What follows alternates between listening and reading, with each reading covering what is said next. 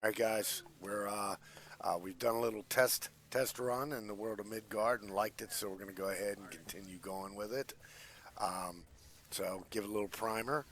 Midgard is a flat world that floats in a vast space of living stars. The heavens are accessible to great heroes who dare to visit them by climbing a tower into the heavens or sailing to enormous heights on void dragon wings. A great serpent surrounds the world, or so claim those few travelers who have been to the edge of the world. What lives underneath? No one knows for sure. Midgard is not a modern world dressed up in a few medieval bits of armor and weaponry. Midgard makes the mythic real, with a world to explore from edge to edge. I believe I have another page to read. I could be totally wrong about that. Yeah, pretty much am. All right, so we've got that, and that is the primer for Midgard. It's a flat world. It is based on. It seems to be based on European, North African. The world itself, it lays out like those continents, so it's pretty good. And you guys are actually starting your adventure in the free city of Zobek. Zobek is a trade hub, kind of in the middle of the continent, where it's kind of a melting pot of all types of people and things like that. You guys have been hired as adventurers for, well, actually, I won't say adventurers quite yet, as bodyguards for, as you know, a young kobold named Brick, who has become the target of some conspiracy or scrutiny, as a weapon of his was found at a spot where a blacksmith's daughter had gone missing, with the window broken. The City Watch was able to determine that it was, in fact, could not have been Brick, as several witnesses placed him at the Rampant Roach, his uncle's tavern and restaurant that you guys found yourselves employed by, bodyguarding Brick. However, the mob rules, unfortunately. They the father is distraught and he's going around town spreading rumors. There have been other disappearances in the city, many other disappearances in the city, and somehow or another, several of them seem to be have kobold type evidence left behind. So obviously, animosity towards the kobolds in the city are starting to go pretty awry and pretty south.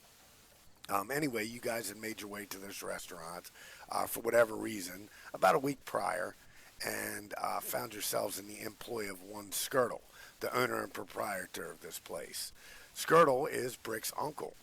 He hired you guys at 15 gold pieces a week, plus all the food you could eat, the delicious food of raven pie and mashed roach mixed with potatoes. So, the usual.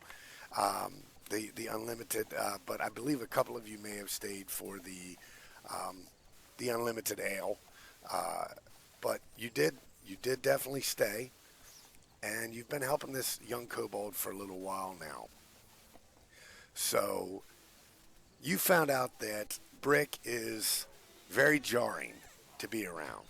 He is offensive.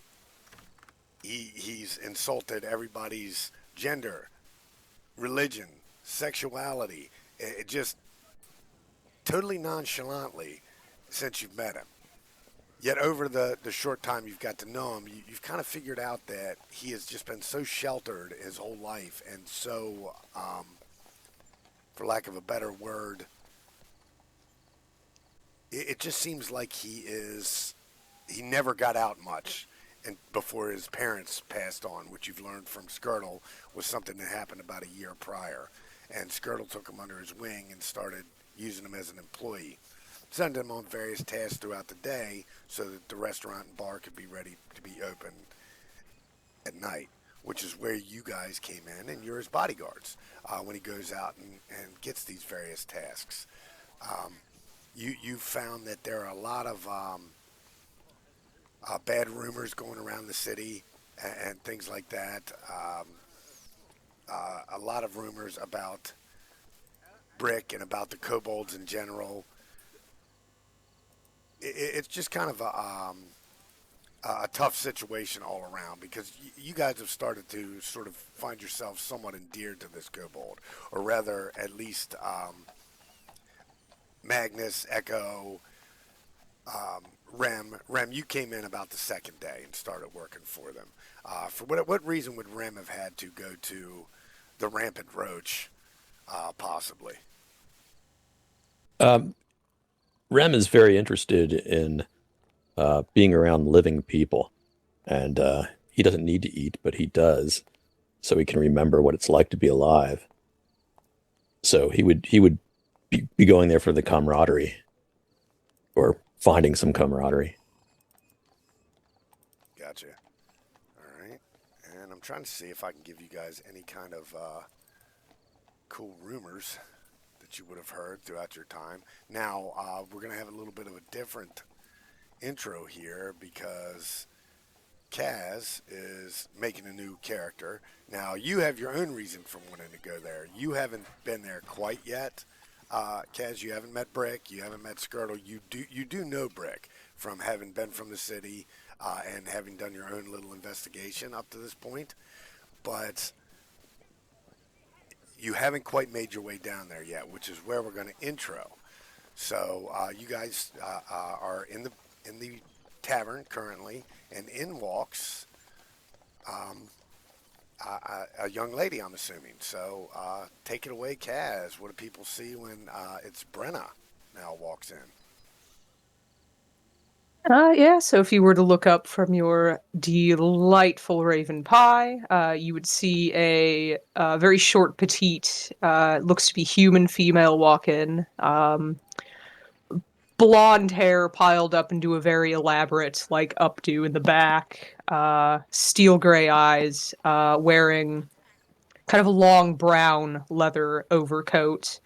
You see at her hips two kind of boxy shapes. Looks like she's got some books holstered to her hips as well as hanging in the front. Those of you unfamiliar with technology would assume it's just a comically short club that she's got holstered. Those of you that are more familiar with tech and gear forging would recognize that that is in fact a firearm.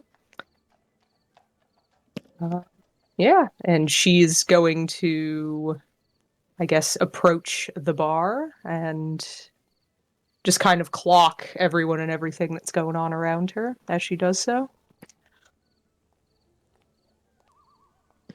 Awesome. And as you pass by, you see a gear forged moving about, waiting tables. Uh, it's a bit of an odd thing to see in the Kobold ghetto, a gear forge milling about, actually doing some work for the kobolds. But what does Echo look like as Brenna passes? Well, she walks by, he makes notice and gives her a gentle nod as he's tending to his table. He's a gear forged that is made of wood and steel, sort of held together with tendrils of vines that tangle in and out of his wood and metal, sort of obscuring the line of where one stops and the other starts. Unlike most Gearforged, he doesn't seem to have an apparent face that you can tell, no nose or eyes.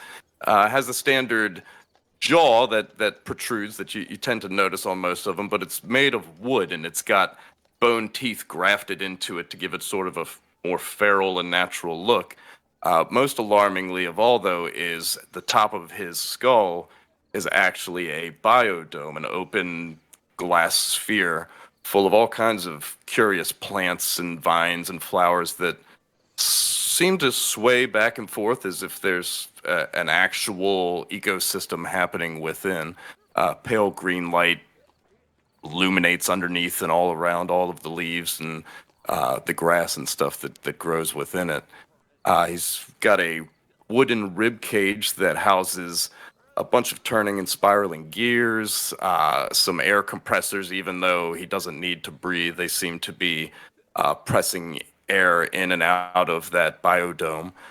He's got the digitigrade legs with the extra appendage, so he's got an extra sprung to his step.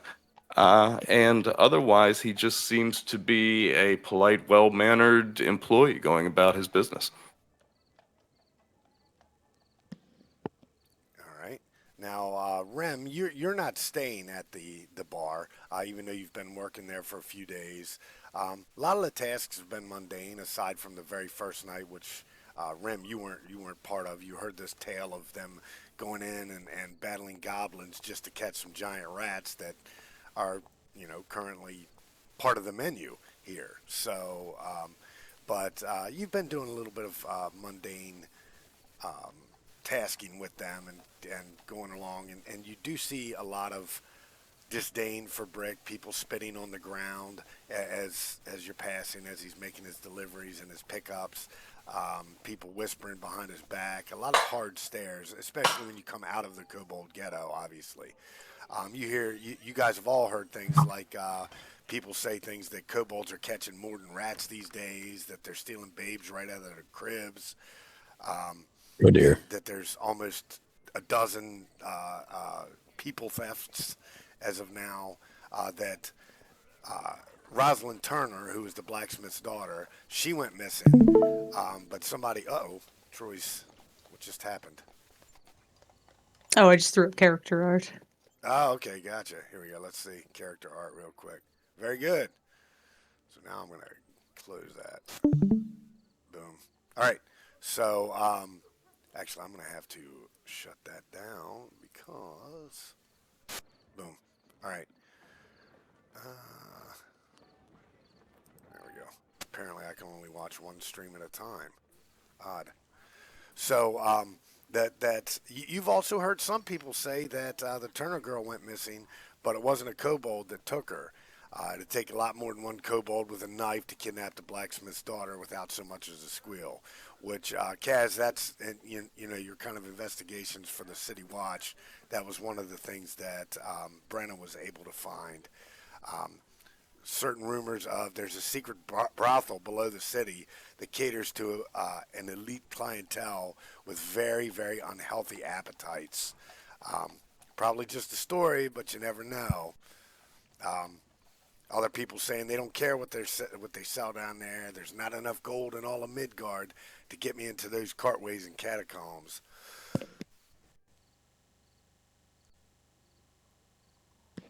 Man, ever since I had COVID, I just cannot get rid of this cough. The saying, if kobolds don't cut your neck, the grave robbers certainly will. Now, in your weeks in the interactions with the kobolds, they have their normal share of pickpockets and thieves in their own streets in their ghetto, but that's anywhere in the city. Any race, they're all kind of the same, things like that. Um, Probably the most telling thing that you guys have learned is that you hear the Maharati have their eye on Magdar, and the kobolds are their spies. I hope the consuls know to rid us of those kobolds before Zobek becomes the next Illyria. So that's kind of a sect of cultists dedicated to um, some of the more undead sects of the world. So that is where that's probably the most dangerous rumor you've heard. That could be a rumor, could not. I mean, then again, all of these could just be rumors. So, yeah, Rem, you're returning from to come take your night with Brick. What does Rem look like as he kind of makes his way into the bar?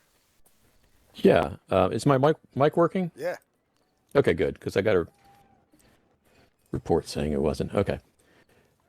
Rem, you would mistake for a gangly teenage boy, like any other boy, but when you get closer, you realize he's something very different because he's an elf. He's actually a dark elf. He's got long white hair, very dark skin, and elves, as you know, aren't there aren't a lot of them in the Midgard anymore. They all left around 500 years ago, and leaving behind their castles and their homes and everything they made, and no one knows really where they went. Rem knows because he went there. Um, he had a unfortunate accident coming back on a shadow road, and he died. And he would have remained dead, but for some reason his his will to live was greater, and he became a shade. So now he's part of the he has he's part of he has an imperfect in undeath, and when he was a living person, he was his body was debilitated, and he wears an exoskeleton, a clockwork exoskeleton, to afford movement, so he can get around, so he can throw spells, and he still remains that. His body that came with him when he died. So that's basically what he looks like, a young teen with a exoskeleton clockwork.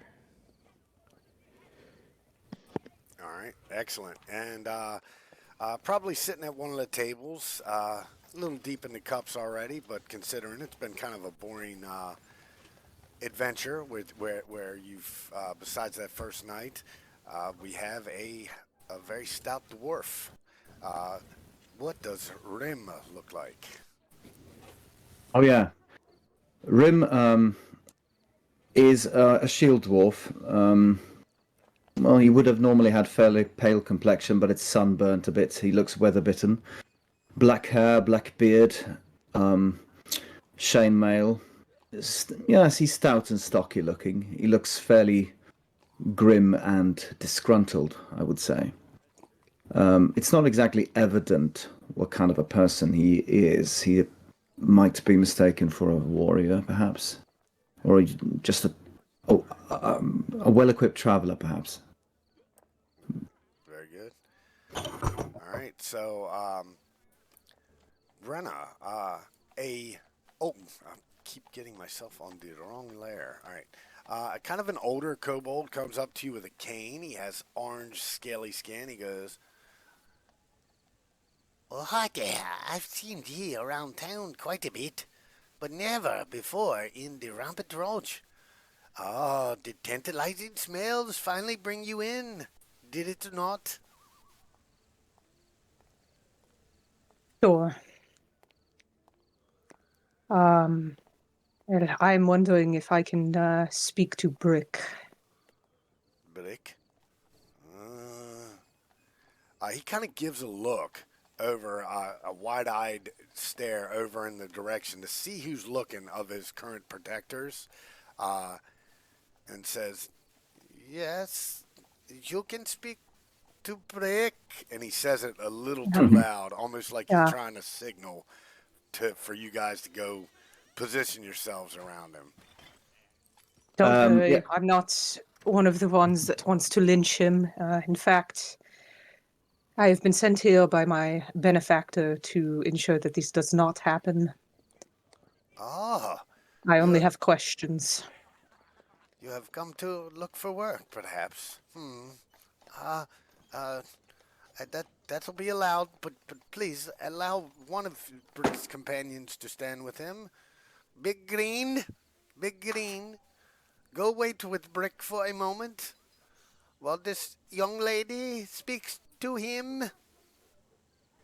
And Echo looks up. He's actually kind of preoccupied a bit with Rem's clockwork body. He finds it very intriguing and kind of confusing. It's the first time he's seen that, so he sort of snaps out of his his stare at the guy.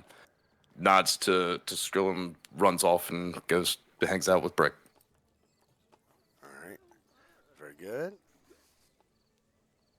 All right, Rim so, Moses his way over there as well.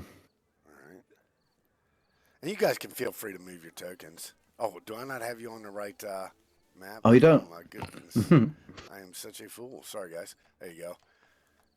I was wondering why when Kaz was like, she's gonna move to the bar. I was like, you can move your token. I ended up moving her over there and everything. I was like, what's going on? Oh, yeah, no. Yeah. Did not have visual. All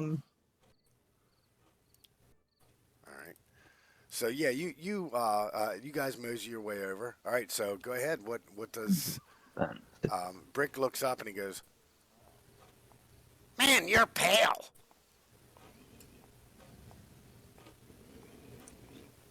I suppose. You are Brick? Yep, that's me.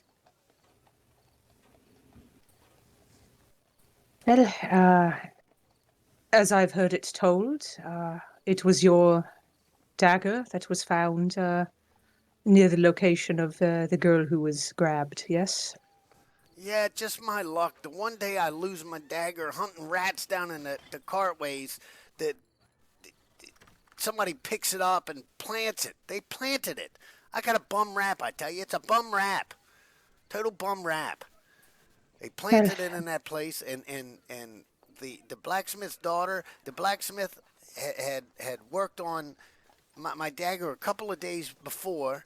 It was dented, you see, and it's a shiny dagger. My pops gave it to me, and I didn't want anything to happen to it. I was really upset when I lost it, and it was good that somebody found it. But the city watch, they gave it back to me, but now I'm scared to take it anywhere because I'm going to lose it again. He's talking until he's almost out of breath.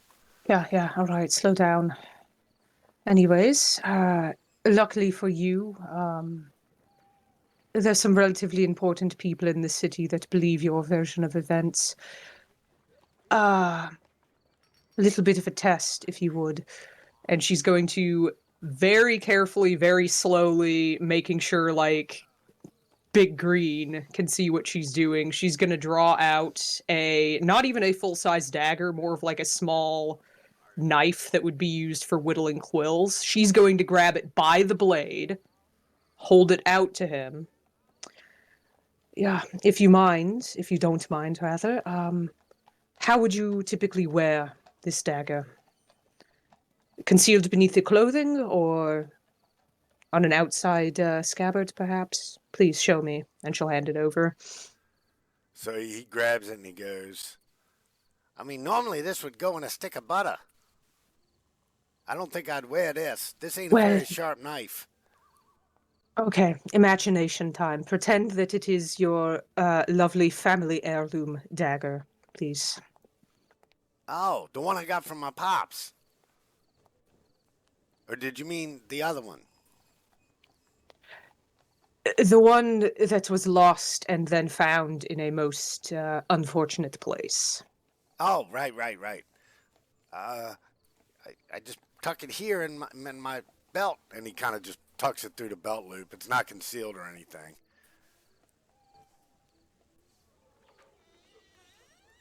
All right. So could easily fall out. Could also easily, and she'll kind of just sidle up next to him and just slip it out.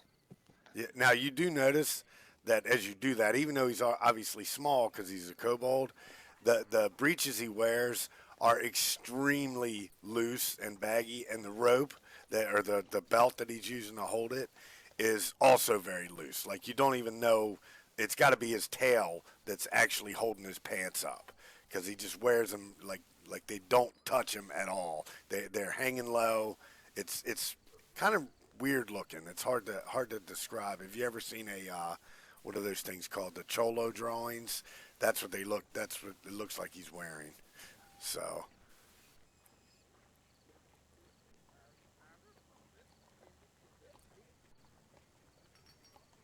All right. Well, didn't learn much from that, I suppose. Could be, as you say, it just slipped out and you lost it and it was found. Well, I'm telling you, that's what I say. That's what happened. That Heston Straddick, I pray to whatever gods there be for his daughter's safe return, but I didn't have anything to do with it. Nothing. Do you think you were deliberately set up? Well, obviously, that somebody's setting me up. Somebody has it in for me. Maybe they think I know something I don't know, or I don't know. That's what Uncle Skirtle thinks. And then some of the other folk that come in here, the kobolds, tell me not to mind, but just big folk being big folk. But I tell you, I just don't know. I don't know what exactly I'm gonna do. These guys will tell you I'm the best friend in the world. And he's pointing to Echo, Rem, and Rem. Where's Magnus, by the way? Now, what you guys had heard was Magnus, some of his fellows had come in and spoke to him. And you heard something about his father was looking for him and needed him. And he had said to you guys, I'll be back. And then he hasn't come back for 2 nights. So you're hoping to see him again sometime soon. I think Rim will place one of his hands on Brick's shoulder, and then he will nod and say, well, wee Brick here is a bit of a shithead, but he's far too weak to be able to kidnap anyone, so I very much doubt that he was involved. So yeah, as soon as you do that and you say that, he slumps his shoulders a little bit and he goes, all right, Rem, all right, you got me. You got me good. You really like to get me, don't you? Always. Just merely stating facts. Swig a whale. Pulling on my whistle, always. Right. Well, so the two of you are this one's bodyguards, yes? Suppose you could say. I wouldn't count that as my primary function here, but it's how I've ended up for the moment. I hold Brick's welfare in the highest regard. That startled me. That was great. Rem's going to ask if he knew this Turner girl well that disappeared. Rosalind? Are you asking Brick that? Yeah. Well, I knew her. She worked with her father in his forge, but I never talked to her too much or nothing like that. She was kind of sweet. She was married. I think she might have even had a kid on the way, or had a kid. I don't know. I don't know how big folk pop out kids. What kind of stork brings them something or other? Do we know that's forged by reputation? Just a standard blacksmith forge, nothing major, just more in the regular sort of middle class of town.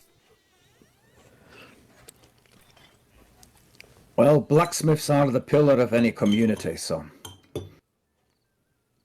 And I told him that. I went and even tried to apologize to him, and his wife run me off, said that he didn't want to see me. He was in no mood to see me.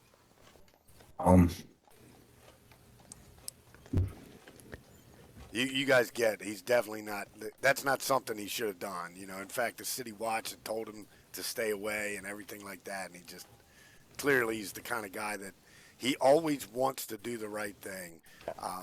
The rest of you guys that have been with him feel like even though he's pretty offensive and a little simple-minded, he's always means the best in everything he does.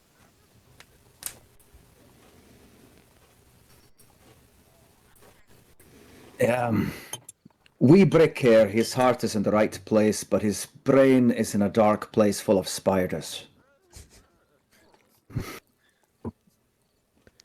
He always tends to make little expressions like that, like he's used to it, and he's like, yeah, whatever, that kind of thing. Should we talk to the dad? Well, that was going to be my next move. Find out if this guy had any enemies. Well, funnily enough, suddenly the sound of shattered glass cascades through the rampant roach, a dusty beam of light piercing the dim room from a large hole in the front window. A fist-sized rock that was hurled from the street outside splashes into a raven pie on a table by the window. The woeful din of a small mob echoes from outside, and a dry old voice shouts, "Come out, you scaly mutt! We know you're in there!" And you do recognize that as Heston Straddick, the father of the young girl who has gone missing. Brick's like, "Ah, man, Uncle Scoidle said it was a matter of time." And Skirtle's just kind of looking like, "What?" And people are moving away towards the center of the room. Some people actually look like they're going to the back of the bar, like looking for a back door. Perfect timing. Is there a basement or anything, or any kind of underground or a cellar or anything, anywhere that Brick could go hide? There's the kitchen area, but there is a back door that will lead into that eventually. Like it comes through the pantry and then into the kitchen. But the kitchen would probably be the best bet for him to just go in and hide. But again, you have no way of knowing if they've got more people out back. Is this the main entrance here? Lois? That is. And what you've got is the rock came in from this window over here and landed right about here. Well, I'm going to shove Brick down under the table. You stay down there. All right? Don't move. Oh, gosh. I gotta be so rough. That's not Brick. Brick's a cute one. If you get up from under the table, I'm going to be far more rough. Now you stay put. All right. Gosh. Gotta place myself a bit more like there. Oh, he's there actually. Okay. All right. He's there. Well, I'll just stand here then, looking at the front door. Rem's gonna walk over and pick up this rock that came through the window, and he's got a mischievous look in his eye, but he's not acting on it. All right, so you do notice Skirtle's in the back. He is kind of trying to usher everybody to the back. Come back to the kitchens. To the kitchens. You'll be safer back there in the kitchens. And you notice that, like, he's kind of fidgeting with the top of his cane like this, and every once in a while a little blade slips out of the cane. But he definitely he's older, so he definitely has trouble. Like, when he fidgets with it, he starts to kind of limp a lot more and have a bit more trouble moving about.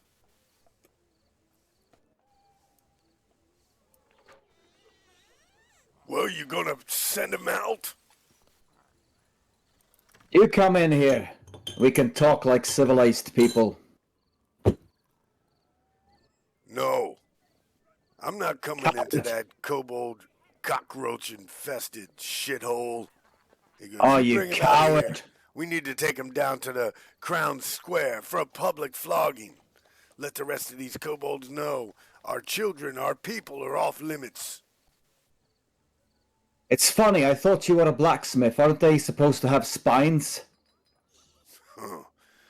Give me a persuasion check. All right. Ooh. Let's see. Let me see what he got. All right, let me jump to another layer.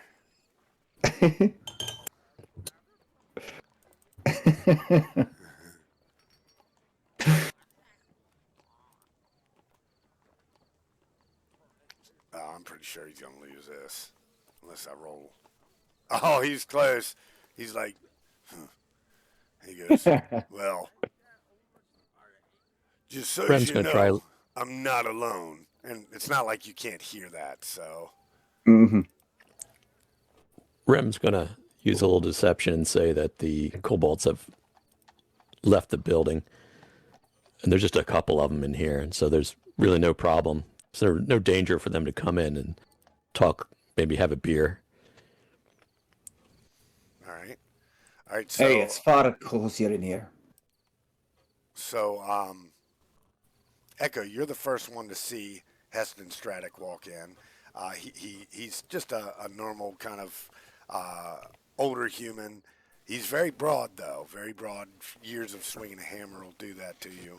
A little bit round in the middle, but he does have a small crowd behind him. One of them you recognize and just kind of passing as his wife, and then another one you recognize as the Turner girl's husband. and just another random person. They're moving in, and they stop when they see you at the door. It's like, huh? A trap, eh? You're not gonna let us in, are you? It's not And a then, trap. no, I'm gonna look at him and say, Welcome to the Rampant Roach. We look forward to aiding you in assisting the return of your daughter. Any signs of aggression towards any of the patrons of this bar will be met with equal and opposite aggression. Will you agree to this before I allow you in? Yeah. Welcome. I don't mean nobody no harm. All right, they Same come here. in. I'm gonna take my overcoat and I'll just throw it over Brick as Over he's Rick, under the gotcha. table. Oops. So he's covered up by my coat. All right, so they kind of move in, move around the fire. You do see Skrick is kind of taking up position by the fire. She's got a spear, and she's just eyeballing them as they come in. Again, look like normal peasants and commoners for the most part. The most heavily armed one is the large man. He's got a big hammer. It looks like more like a war hammer than a blacksmith's hammer, though. And you guys. Wait, where all, is he? Which he icon is he? He's this one right here. Oh, so we're facing that way. Okay. All right. So, now you guys do know that, violence in the city can sometimes lead to an arrest where you spend the night in a jail. Murder in the city, you're going away for a long time, possibly worse, depending on the situation. So, the city watch does, kind of frown on that, obviously. But he says, he looks around and he's kind of going, I'm going to give him a perception roll, which is probably going to be not worth crap. Because he's obviously looking. Oh, all right, we're going to have to do, now give him let's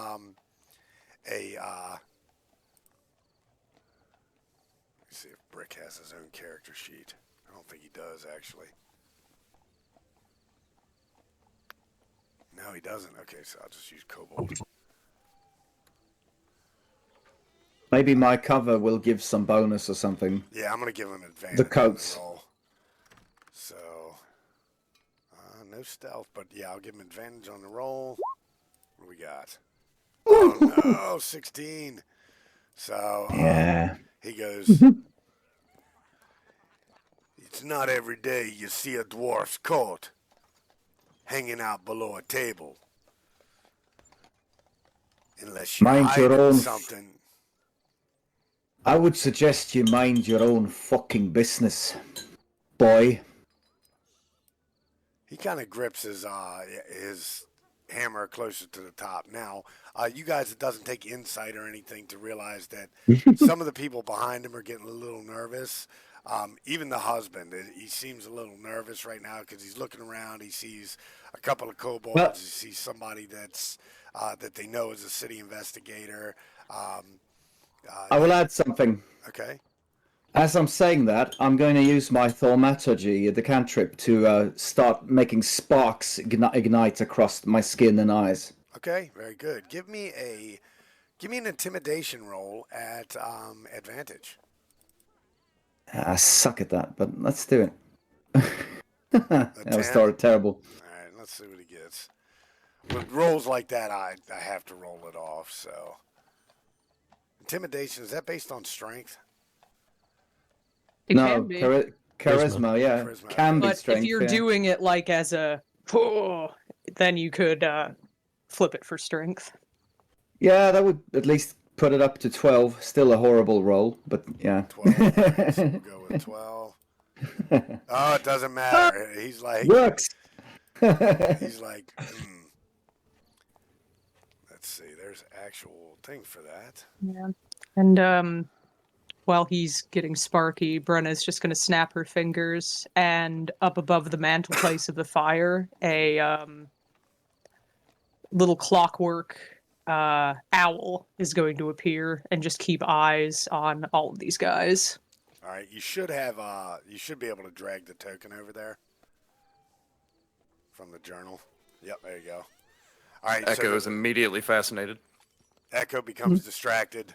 And for a second, he actually kind of looks at Echo as Echo's like looks away, and he looks back to the table and he leans forward just a little bit, gripping his hammer.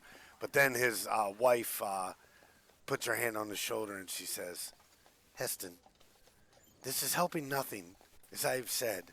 We need to go back to town. Let the city watch handle it."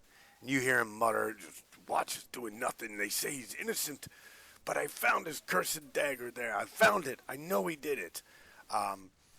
You can tell he's just a desperate father, who's itching to figure out what he can do to get his daughter back, but or to find out what happened to her. But it's completely nonsensical that Brick was able to drag a full-grown woman out of her bed through a window down a street with nobody seeing. So unless he had help. But Brenna's gonna point that out to him. She's just gonna look at him. I think logically about this.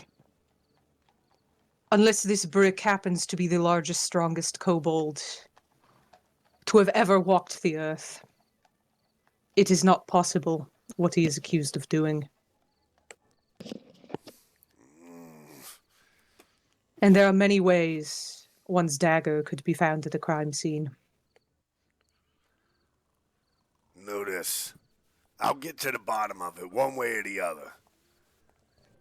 I'll leave him alone for now. But if I find out that little bastard had anything at all to do with it, Then he will be immediately turned in to the proper authorities for proper judgment to be passed. You will do nothing about it. Right. Come on, let's go. And he takes his little mob, and they start to make their way out the door. What enemies have you made? He says, enemies? None. Aside from that kobold. I'll consider him an enemy until I find out what happened to me daughter.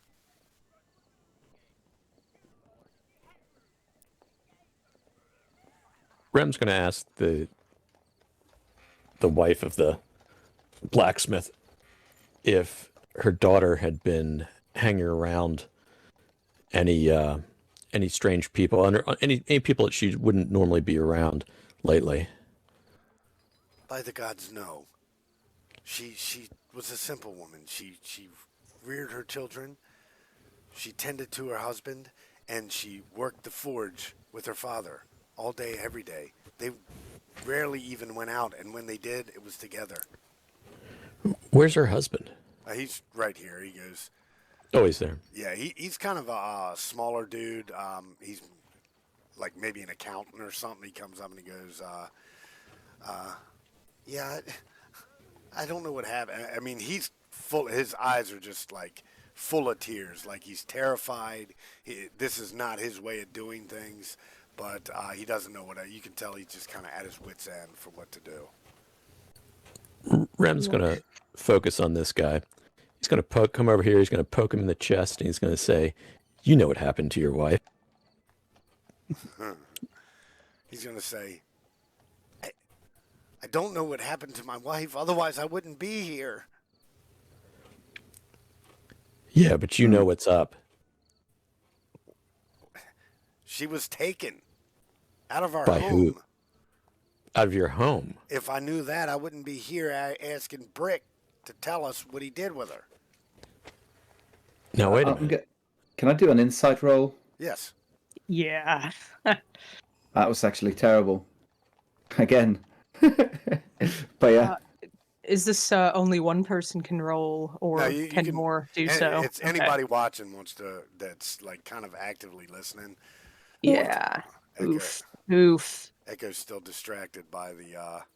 Oh Oof. my God! Oh, jeez. Echo's still distracted by the. We don't get anything at all. Yeah. We're just like, No, you're not picking up anything from him. I mean, you're kind of getting that he's just a generally distraught human who's kind of caught up in something that he doesn't know much about. He doesn't know how to handle kind of direct violence or confrontations or anything like that. Well, look, if any of you, and she's going to look at dad, mom, husband, if any of you know or suspect anything, even if it is of perhaps you have had illegal dealings in the past, does not matter. I'm not investigating this, but we need to know about it. We need to know if this is a random occurrence or if there's something that triggered this. And if you know anything, you need to come forward with it and not just try to lynch the most convenient subject. It's understood. If we knew anything, we would have come forward with it a long time ago. But the only thing we know is that people have been disappearing. And all evidence from all the other people, too, point to the kobolds. Rumor has it that there's some kind of brothel below the city or something. They're having some dark dealings with the undead. Don't know, but it's getting too much.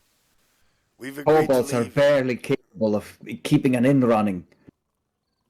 You hear from the kitchen, Skirtle cry out.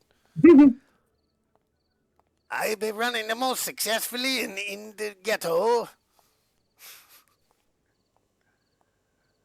So so anyway, they say we've agreed to leave for now. We'll have no more of your questions, and he kind of like comes to Rem, and he doesn't do it like too aggressively, but he's definitely trying to push her hand away from his son-in-law. Rem produces the rock and hands it over to the blacksmith and tells him,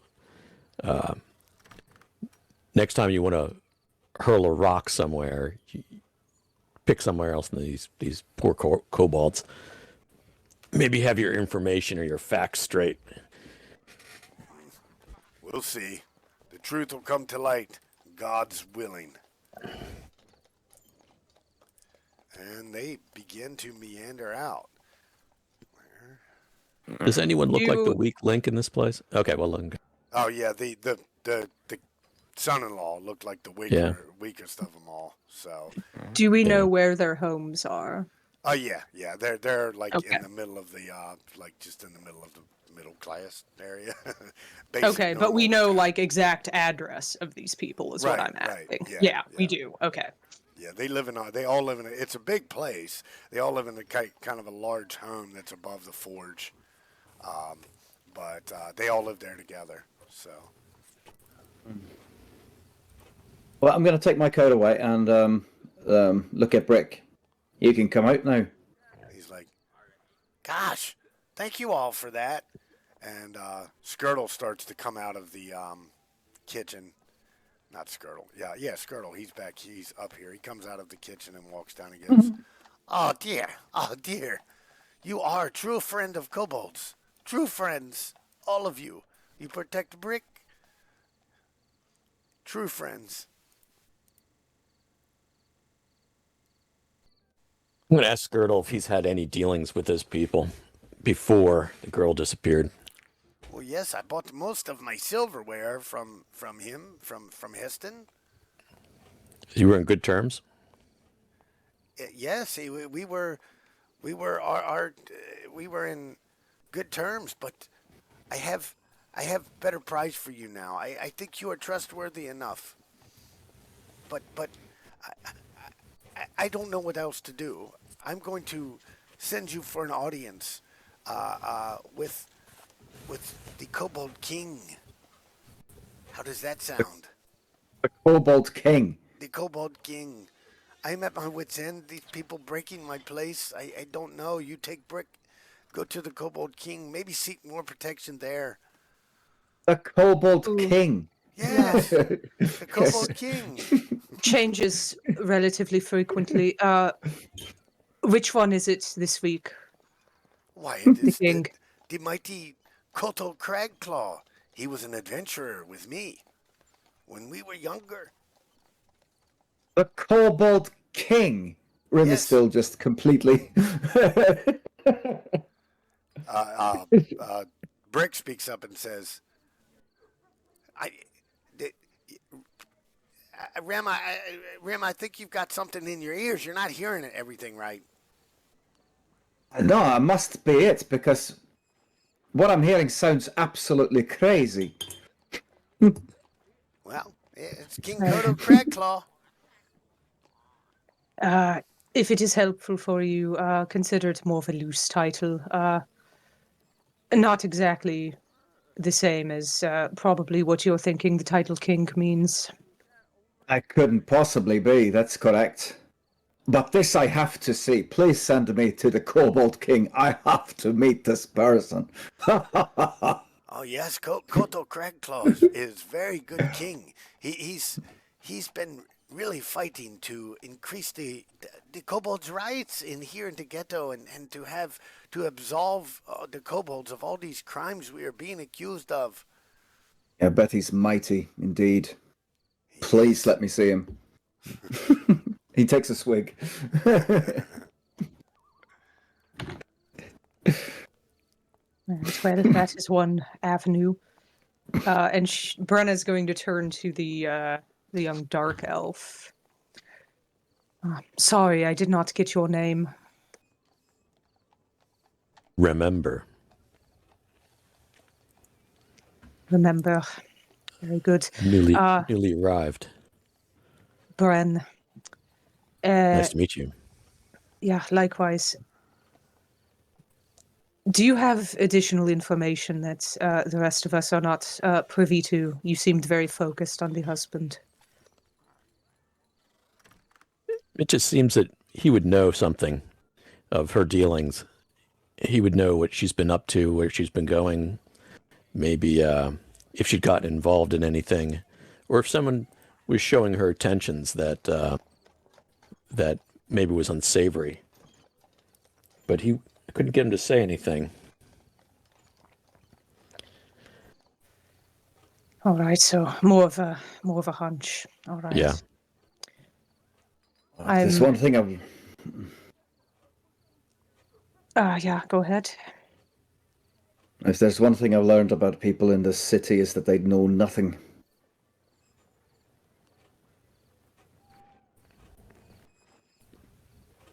A generally accurate assessment. I'm personally of half a mind to check out this blacksmith's house, see if there's anything there that could point us in the right direction.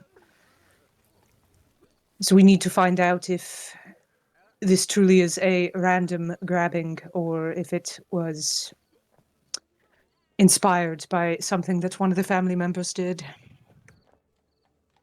Father said that the Turner girl was taken from the home. Was that accurate? Mm-hmm. Yeah, it was a second-story window above the blacksmith. Window was broken out. That's where they found Brick's dagger directly from their bedroom. I imagine Brenna's gotten a hold of the actual like City Watch's like witness statements or whatever. Right. Correct. Right. So where was the husband when wifey was getting grabbed? He was at work. Okay. So working late, but he was in the home. He was just in the study. Okay. And he was an accountant. Yeah. Do we know who he works for? Various people. Not necessarily directly. You assume he's definitely working for the blacksmith, but obviously it could be some other people as well.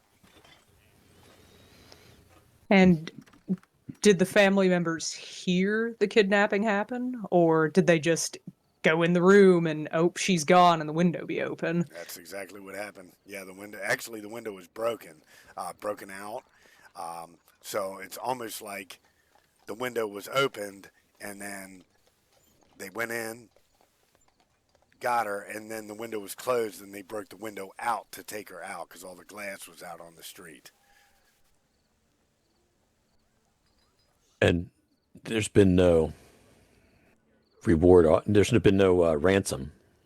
No ransom, nothing like that. Again, there are a lot of there are several disappearances that have happened in similar fashion over the past several weeks, where some human or elf or something like that has gone missing, and there's always some small piece of evidence there that points towards the kobolds. Are they all shouldn't women? be. All women now. Okay. I don't think we should be asking ourselves who the enemy of the blacksmith is, but who the enemy of the kobolds are. I agree. I'll look at Skirtle. Who's been giving you trouble? Who might want your inn? I mean, nobody might want our inn. The big folk always be giving the kobolds the trouble, but I don't. It's never been this bad. Now it's been bad. They've been coming here, and they you see they throw brick. You should go talk to Koto, Cragclaw. It'd be good for my business to be, known as the establishment where great heroes like yourselves stood up for kobolds against the racism of the big folk. Is this king far? No, not far. He's, a hop, skip, and jump, as they say. I look Brick- around at Brick knows everyone the way. else. Oh, we need to go there immediately. Yeah.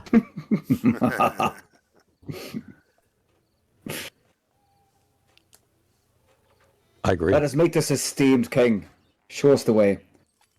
All right. He says, and you guard Brick along the way in case there are more lurkers in the alley.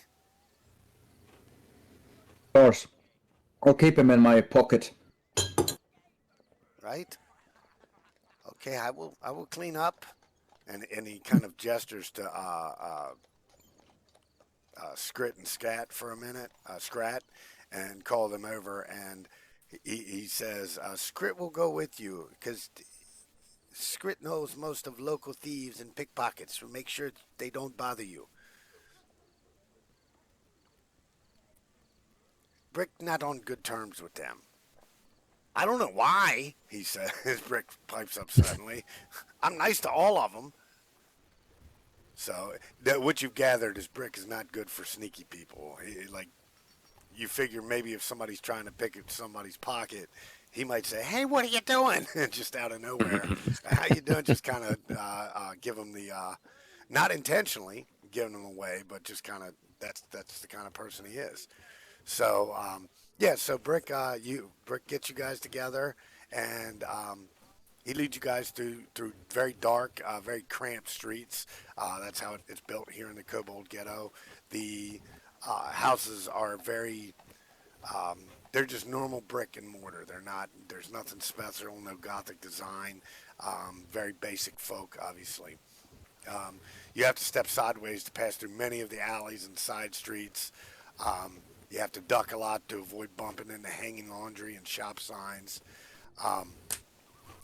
Tell you what, can somebody, you do actually notice that Brick every once in a while he points out traps in the streets, and he's like, that's for the big folk.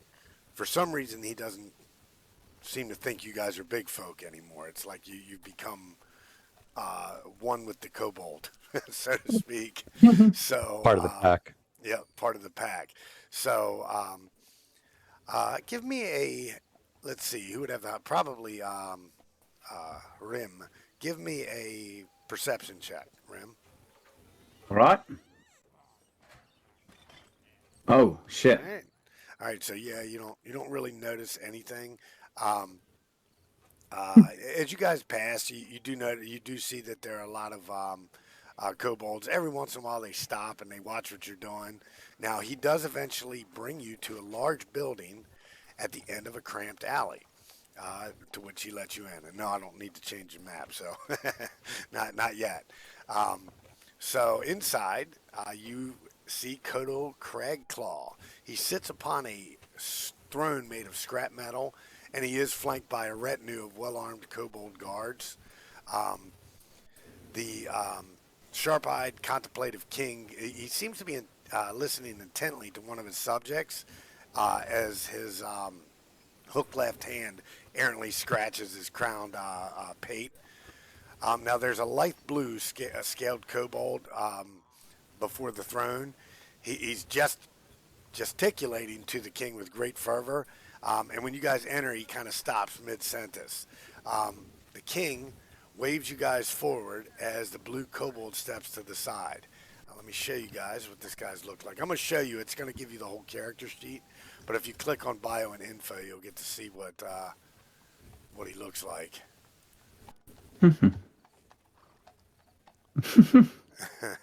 If anybody says he reminds me of the Lizard King in Dragon's Lair, you get a victory.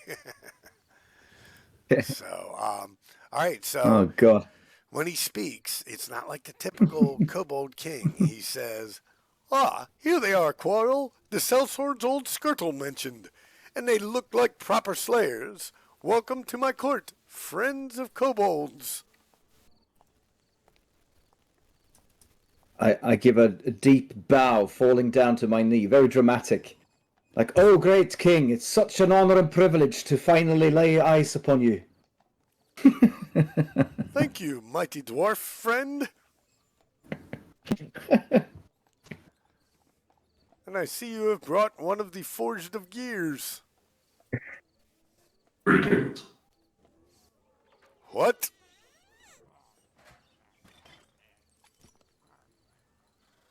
Hello. It is nice to meet you, sir. And Very nice to meet you as well.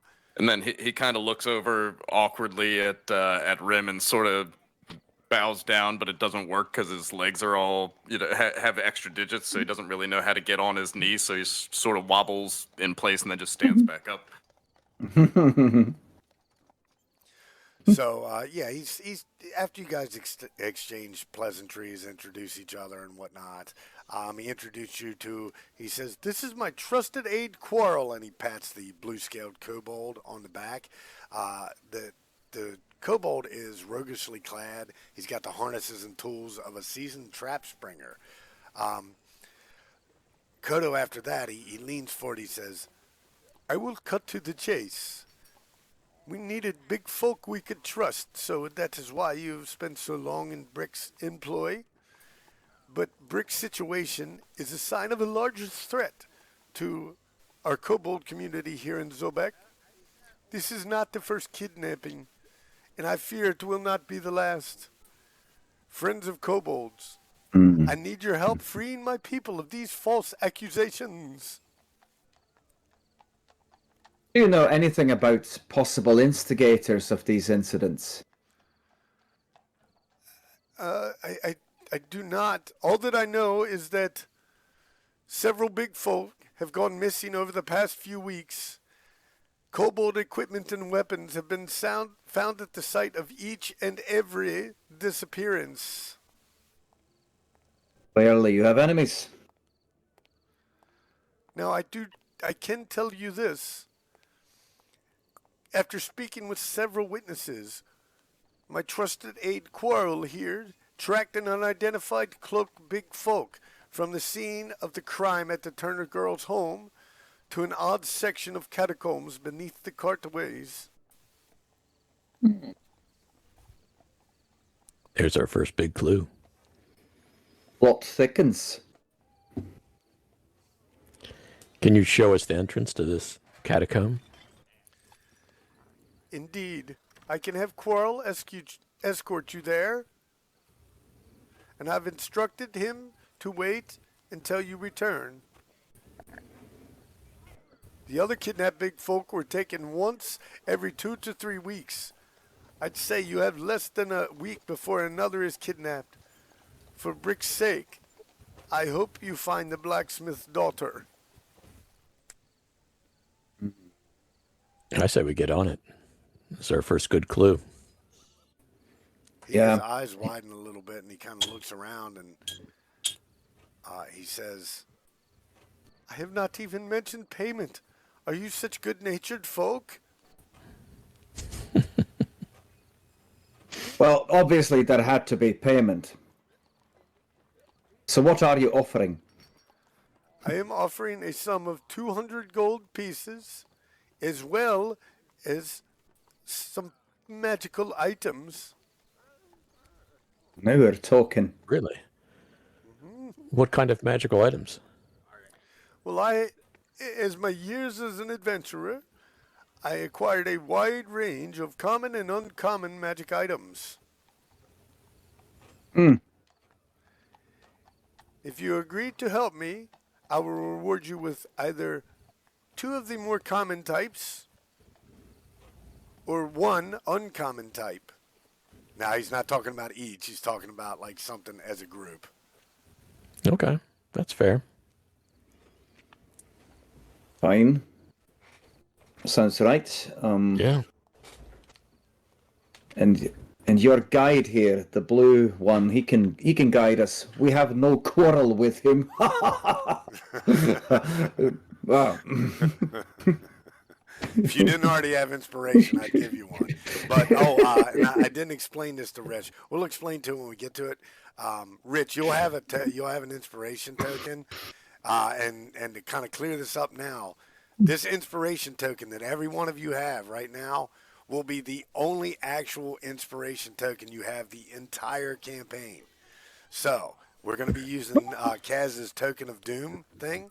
Whenever someone rolls a nat 1, which we have already had a couple. We've missed it. Yeah, we we missed it. forgot. But the token of doom goes to me, and I can use that to screw one of your rolls. And if I roll a nat 1, you guys can take it from me.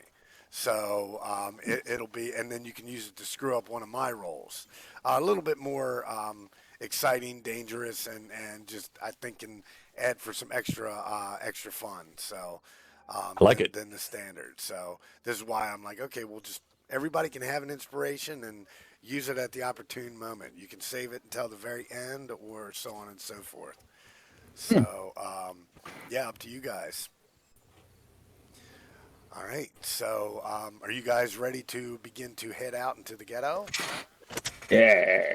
All right, let me get everybody together here so that I can copy and paste. Copy and paste is good. And so Brick was pointing out all of the traps on our route. Yes. Like, Brenna's going to make a concentrated effort to remember those placements just in case we end up having to sprint through this area, like, Okay. at any point. So she's going to try to remember where all of those are. Yeah, absolutely. We get- Go ahead and give me just, I guess, an intelligence check.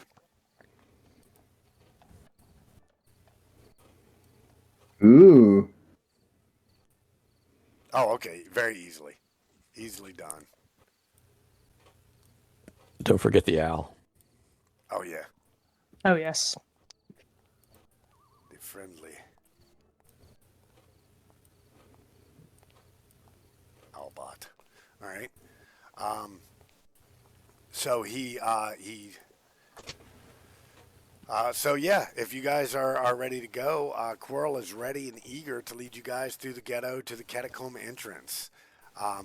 He's pretty straightforward about, and he's got kind of a hushed and raspy voice. I will not be able to accompany you further than the entrance. After all, that's what you're being paid to do. I will wait up to 24 hours for you guys to come back. Uh-oh. That would be boring. Oh, Kaz popped the camera. I was like, what just happened? Oh, I was just going to try to very secretly sneak away for a potty break, but you've called me out. Oh, so okay. Well, I'll be back in 1 minute. Well, how about this, guys? Why don't we take 5 right here, and everybody go for a potty break, and we'll jump back to it in 5 Perfect. minutes. Cool. Very well, yeah. All right. Guys, we're back from a little quick break. Yeah, he's led you to the entrance to the catacombs. It's kind of a little stairwell that leads down through what you would assume would be like kind of an area of the cartways where you'd explored earlier in the week, where Brick would take you to hunt for rats and things of that nature. But as you guys head in, it's a very long Several staggered set of stairs journey deep into the structured subterranean realms below Zobek. I'm going to go ahead and change your map. I will shift place you guys. And if you guys want to rearrange your order as you move down, as you would be moving down in single file, but that's up to you. You're about to come to an more open room. I guess I could move first. Yeah, sure. Okay. It is dark down here, correct? It is. Okay.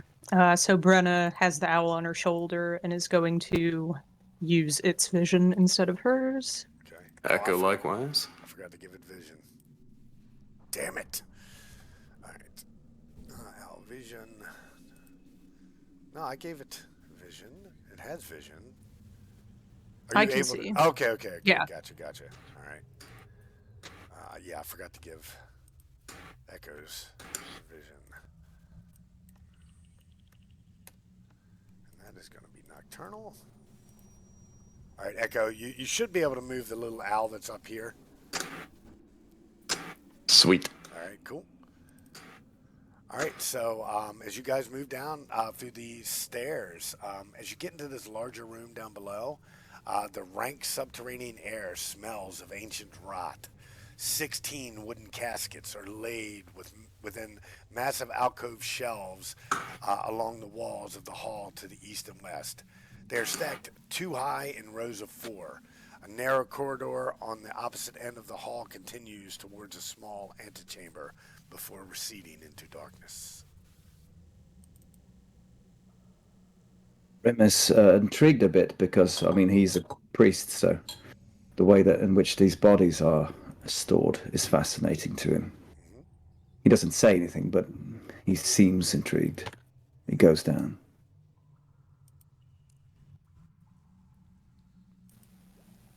Brenna will pause a moment and cast some mage armor on herself.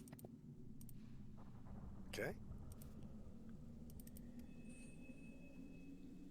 All right, so as you move down further,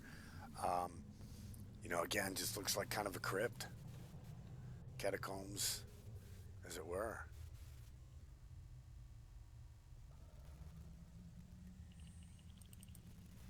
I'll move in a bit. I'm going to glance at the caskets and glance around generally, see if I see anything that catches my eye. Okay, as you move through, give me a perception check. Look at that. Man, you guys are rolling some rocks today, aren't you? It's roll 20. I don't think I've ever had a good roll on roll 20. Yeah. Man, I've seen you throw some meat hooks. But yeah, true. Usually yours are more in combat. It's your general checks that you kind of goof on. Yeah. All right. So yeah, you're kind of moving through. Who has survival? Does anyone have the survival ability? I do. All right. Give me a survival check.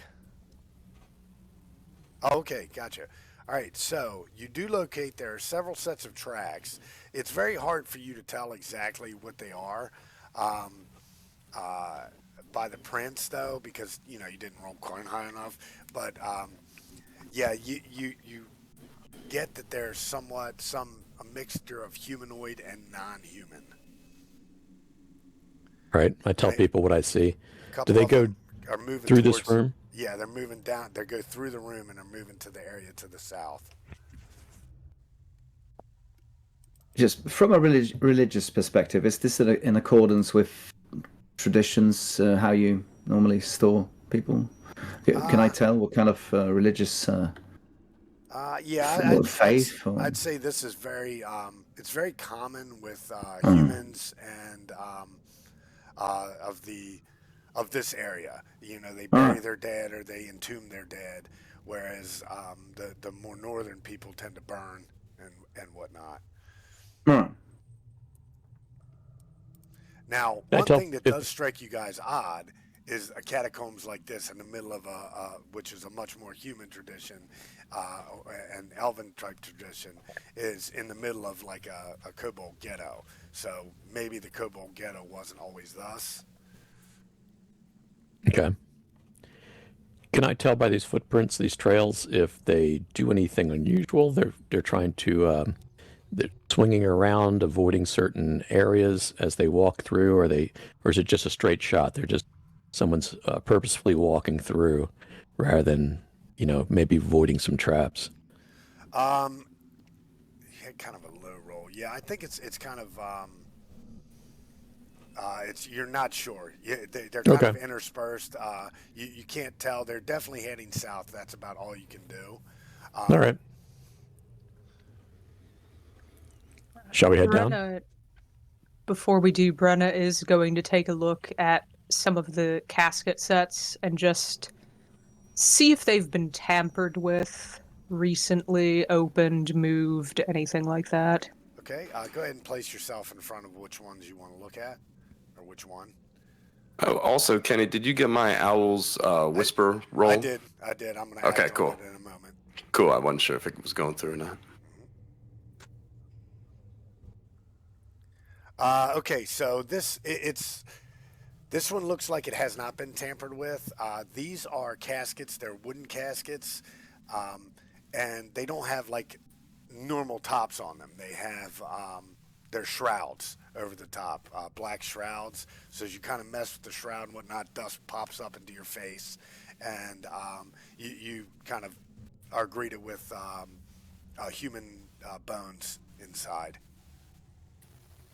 Okay. Okay, so if it's a shroud over the top, as she's walking by, she'll just check, like, make sure there's that layer of dust to make sure nobody's been, storing something or someone in any of these boxes.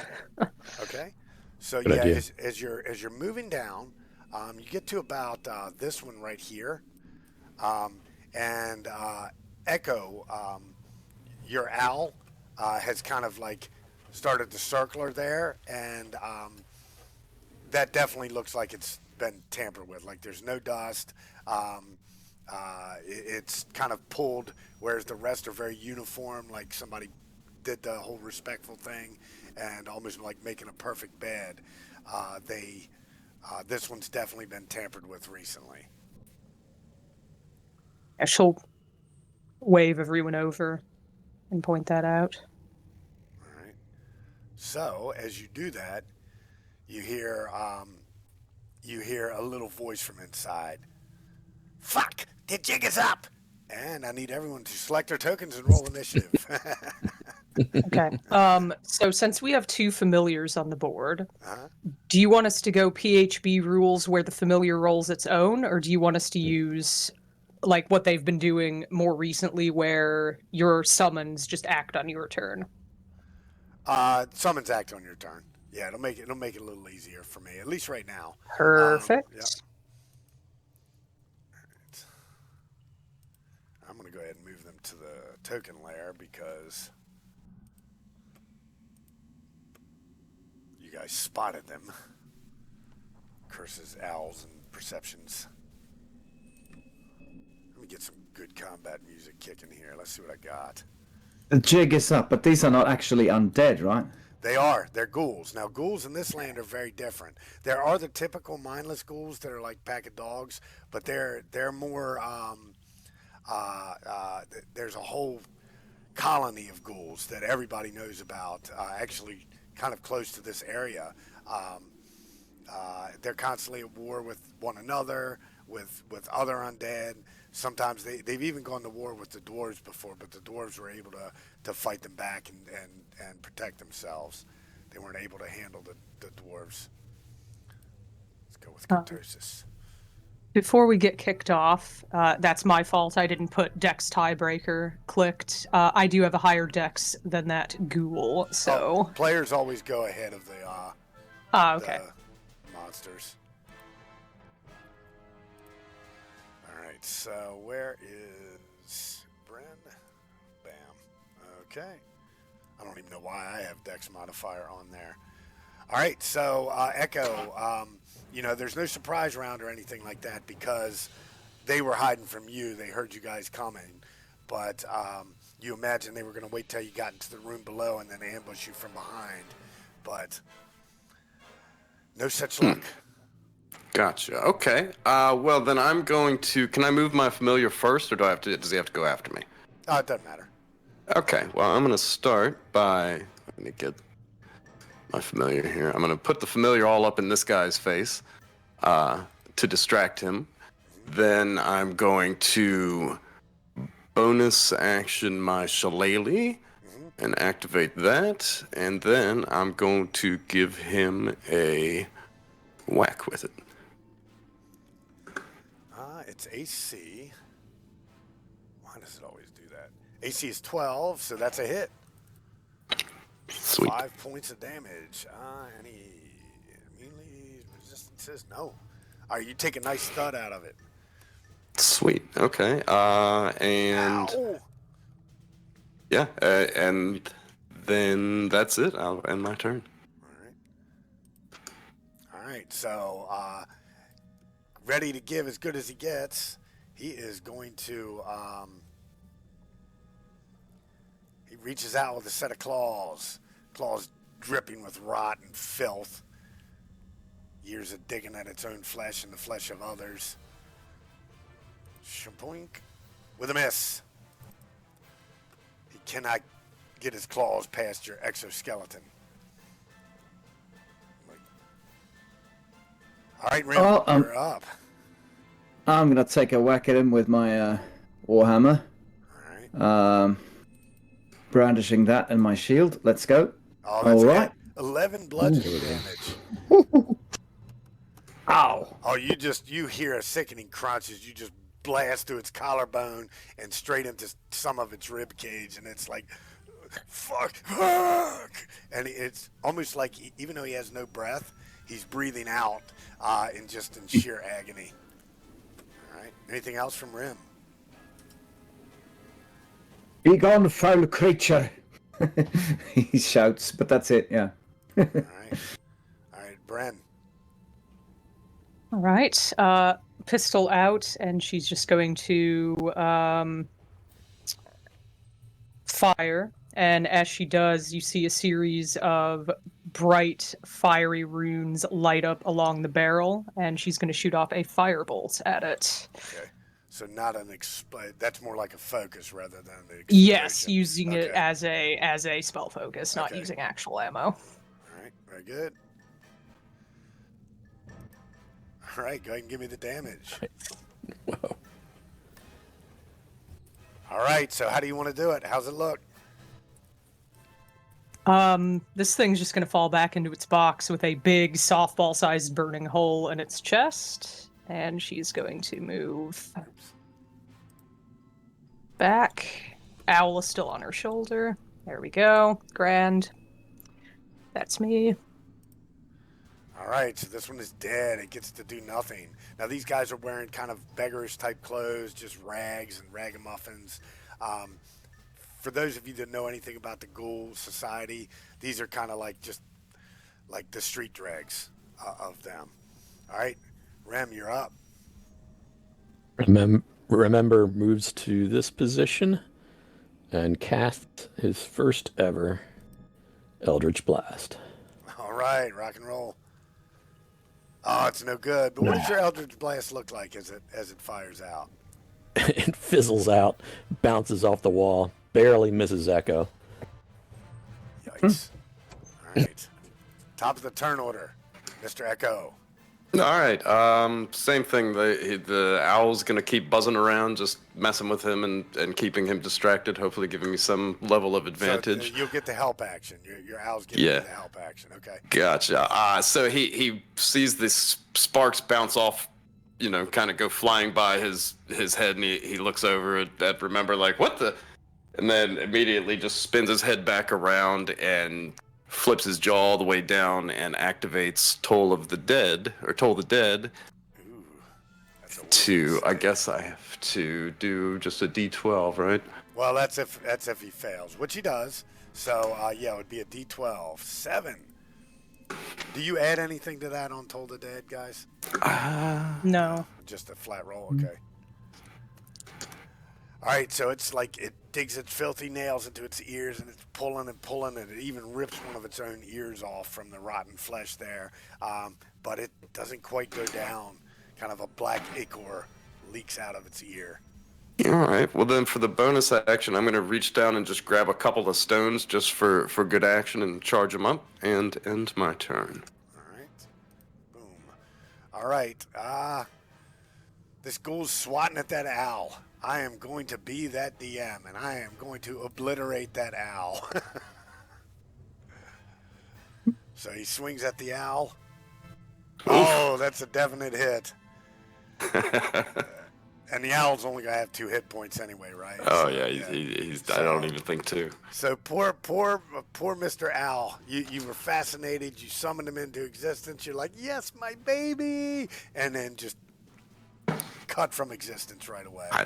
That's all right. He served his purpose. Yeah. All right. Let me. I'm gonna move him south just so I can happily press delete. I hate Freddy so much. I hate him so much.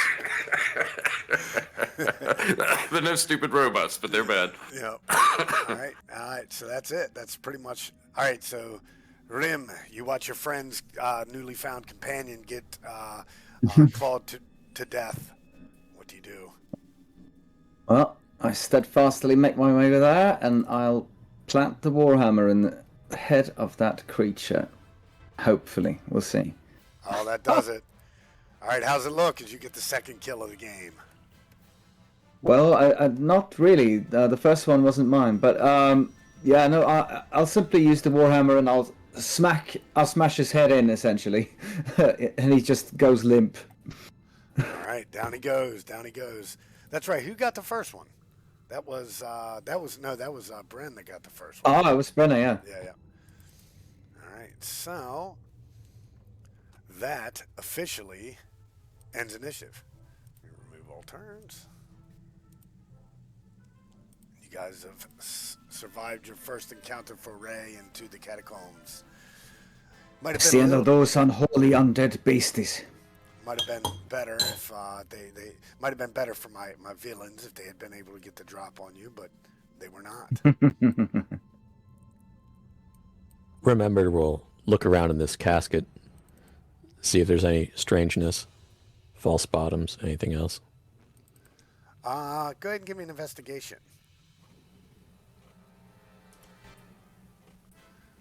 No, you don't find anything.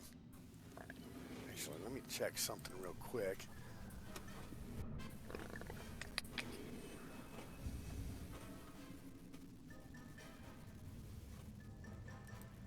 Now these guys don't really even have anything of value on them at all. Nothing. They're literally beggar ghouls. So did they shout out to anybody, try to warn anyone? Or they just said jigs up and Jigs up. had at it? Yeah, had at it. It's like they were waiting for you there. All right. So we don't hear anyone alerted, scurrying down the hall? No. You might All right, have. good. You suspect you might have that firearm actually gone off. I'll slowly make my way down south. Okay. Brenna will look at... Is it Echo, whose owl just got poofed? And how is your night vision? Can you see in the dark? Do you have that upgrade? He doesn't have night vision, but he just kind of floofs his cloak a little bit over his shoulder and starts emanating a green glow because he's got light as a cantrip. So a bunch of the stones and some of the vines and stuff that are tangling and wrapping around him kind of get phosphorescent and light up enough that he can see. Perfect. All right, let's go. What's the range on light? Is it 60 or 30?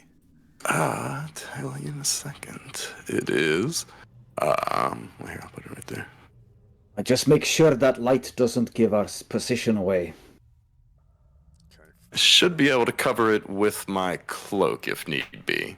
And I could start ritual casting. How long does ritual cast take for Find familiar. Like an hour, I think. Oh yeah, okay. Well, there won't be any. I won't have any friends for a little bit, but yeah. So I can cover that up, and then just kind of blindly follow you guys if we get into a pickle. Yeah, you can see a little bit. Um, a little bit of distance just from kind of everybody's motion, and you have a little bit of night vision, but it's just not very far without the light and the cantrip going. Gotcha. Yeah, because otherwise it's what, a 20-foot radius. Yeah, 20 foot radius, and then another so 20 it's for 40 dim. feet, yeah. Yeah. Okay. That will work. I'll douse it if need be. I'll move into the next room. Okay, so this is a square antechamber. It has 4 exits. One of them includes the path back towards where you came from. There's a 5-foot corridor heading east and doors to the south and west. Oh, interesting. Any markings on the wall or the doors or anything? Nothing. No symbols, no text, markings, no symbols, nothing like that. No. I'll slowly approach one of the doors, the one on the south, for example, and just see if I can listen if there's any sound on the other side of that door. Okay. Give me a perception roll. Yeah. Oh, finally. Oh, good normal roll. What would you hear in here? Anything? No, you hear nothing. Sounds like there's nothing in here. I don't hear anyone, at least. I might as well give a listen to this other door. Okay. Perception. Yeah, sounds like nothing.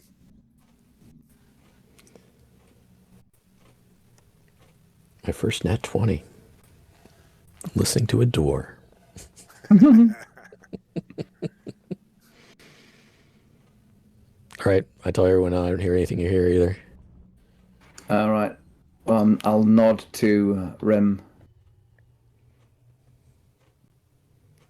I point to this door, I guess. Yeah, I'm just gonna go ahead and open it. All right, so it is locked.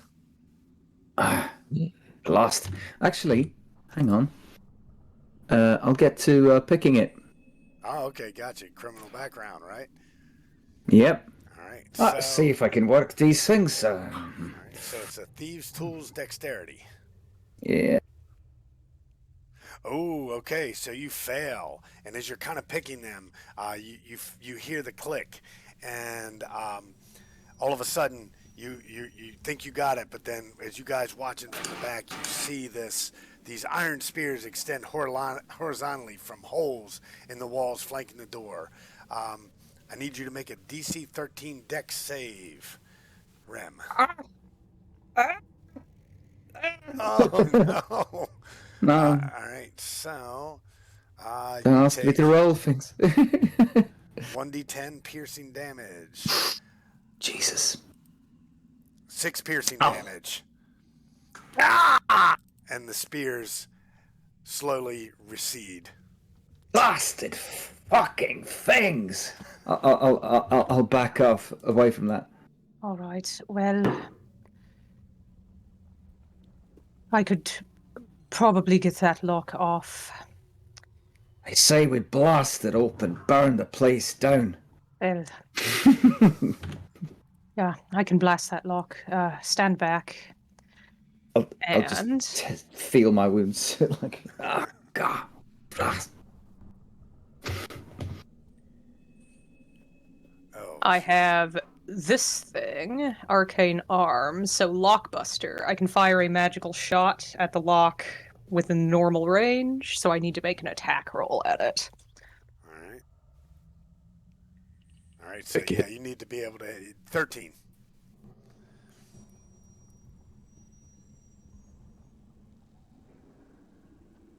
Oh, okay, so bam! You do manage to break the lock. The spears come out again, though, because the lock wasn't actually picked, but the lock itself is broken. So you could probably get through the room with successful dexterity checks. You'll notice that it's not just like firing a gun at a lock and exploding it.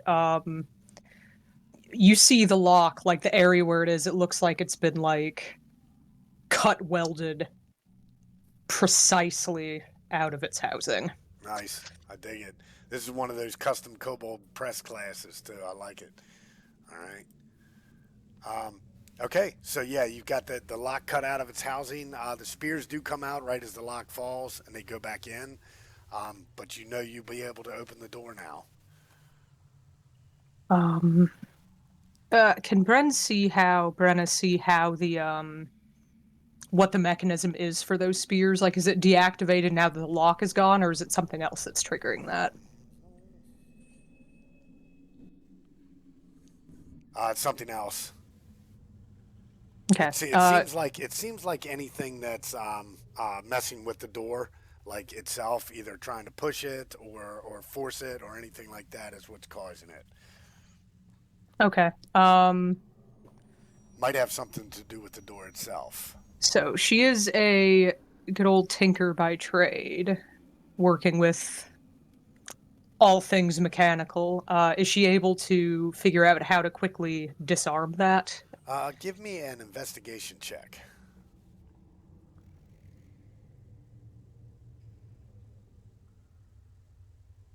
You're not quite sure. You're not quite able to deduce anything.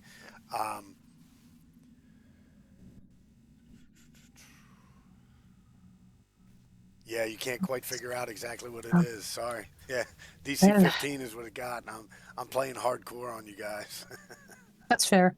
Well, I can't disarm that from here. It's housing for it might be in the actual wall. Just be careful; those spears will come out again. Gonna look at the other door and see if it's the same kind of setup there. Yeah, because you would be able to see like where the holes are and whatnot. You don't see anything similar. It doesn't appear to be the same. No, it does not. Maybe we should look at this first. As far as I can tell, there's no trap here, but who knows? Oh, fuck it. Rim just goes to the door and tries to open it. All right, it opens right up. It is unlocked and leads to a caved-in, impassable passageway. Marv. Appears to be nothing of interest in here. I'll just give it a quick glance and see if there's anything that appears to be interesting, but I'm assuming not. No. Maybe we can go down to the east. We could, but I feel very invested in this door now that I've gotten the lock off. Does anyone have some rope? While you're doing that, Echo runs up and grabs one of these dead ghouls, drags it down here, and throws it up against the door. All right, very good. That actually does the trick, and it's kind of wild how it works. You throw the ghoul, and it hits the door. The door swings open, and just before the ghoul can make it all the way through, the spears come out and kind of impale it, and 2 or 3 of them get stuck on the ghoul. So you feel like with some finagling, you could probably get into the room without getting hit by the remaining spears that would come out. All right. That was a pretty good call, actually. Let's squeeze through. All right. Let me go ahead and move the door. And then I'll give you a description. Guys, I didn't open and just throw off whatever you were getting ready to do. My apologies if I stepped on you there. Oh, no, I was literally just going to attach an axe or something to a rope and embed it in the door and use that to open the door. But your idea is better. Throwing corpses is always more fun. All right, so you go into this. This is a tomb. You see a bronze effigy on the southern wall, right, depicting a cloaked humanoid figure with hands raised in arcane gesticulation. The lifeless statue gestures toward 4 stone sarcophagi that decorate the 4 corners of the room. 2 iron sconces bearing dusty torches hang upon each wall at regular intervals. This figure, do I recognize the figure? Give me you can do either history or religion. Certainly religion, let's see. Actually, I think your passive would be enough to know this. All right. Yeah. So you Trying- recognize it instantly. It's an artist's interpretation of Charon, the god of death and the guardian of souls. Ah, Charon, the god of death. Can Rem tell what kind of spell is being thrown, or what he's doing with his an Arcana check? See if he can figure out what he's up to. This statue. Yeah, you can do something like that. It's you're not recognizing any kind of like the fingers aren't formed in any kind of weird my weird camera situation, gang signs or anything like that. So like it would be to do some kind of magic, but Okay. yeah. Otherwise, it just appears to be like gesturing to these sarcophagi. Name tags or anything? Or like inscriptions? No? No, just plain stone. Now these have stone toppers on them, unlike the ones that were in the basic hallway. And does it look like the ground inside has been walked on recently beyond what those two have just done? Give me a survival check. Survival. Proposition to use investigation because I'm just trying to see if it exists, not trying to track anything. Oh, okay, sure, yeah. Yeah, it doesn't look like anything's been in this room for a good while. And actually, with your investigation, normally it would have been a perception, but because you're looking around, you do notice two odd-looking sets of bricks on both the east and west walls.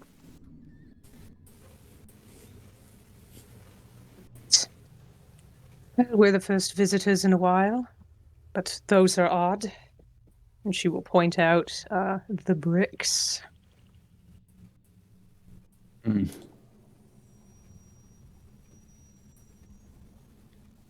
Looking more closely, do they seem like, are there any arcane runes or anything inscribed? Like that it's a On the bricks? No. arcane trap or anything like that? No, No, just it weird looks bricks. like bricks like you can push through, like a door.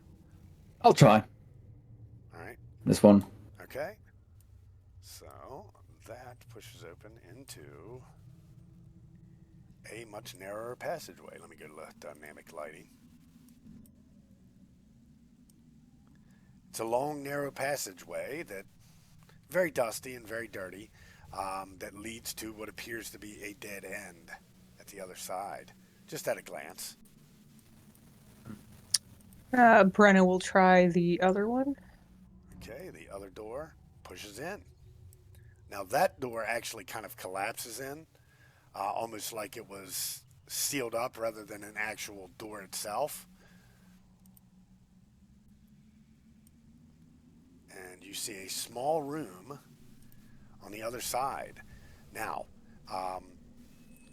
on the western wall, there's a small trove of 3 unlocked treasure chests sitting wide open. Dear. She'll fly her owl over to take a look at them and not actually go in there yet. Is there stuff in the chests, or is it just 3 open boxes? There is stuff in the chests. They each contain a whole lot of silver ingots. They're minted with the relief of a boar's head as well. Boar's head. Would I know what the boar's head signifies? Give me a history check.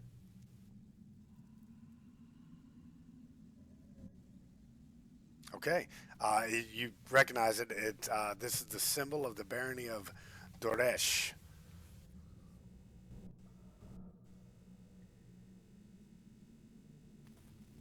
All right, well, there's a whole lot of Doreshi silver in that room.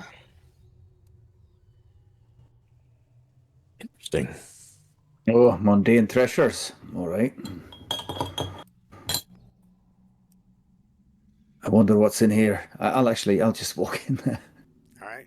So you're as you're heading in. Let's see what Something horrible happens. Something definitely horrible happens. No, as you're heading in, you can go down. Are you going down to the end of the hallway? Yeah, sure. Yeah. Okay. Now this looks very similar to the stones that you just pushed open. Like it's Oh, going to lead oh. to another thing. No worries. But as you're kind of looking at the door, I need everyone to select their tokens and roll initiative. Yep.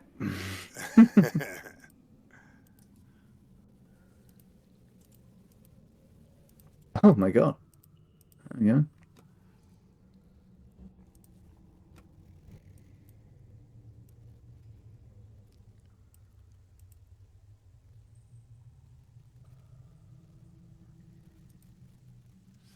All right, so it is a surprise round, so I'm going to go through the turn orders. I will skip you guys first. I am going to move this massive army of scorpions up to the next layer first.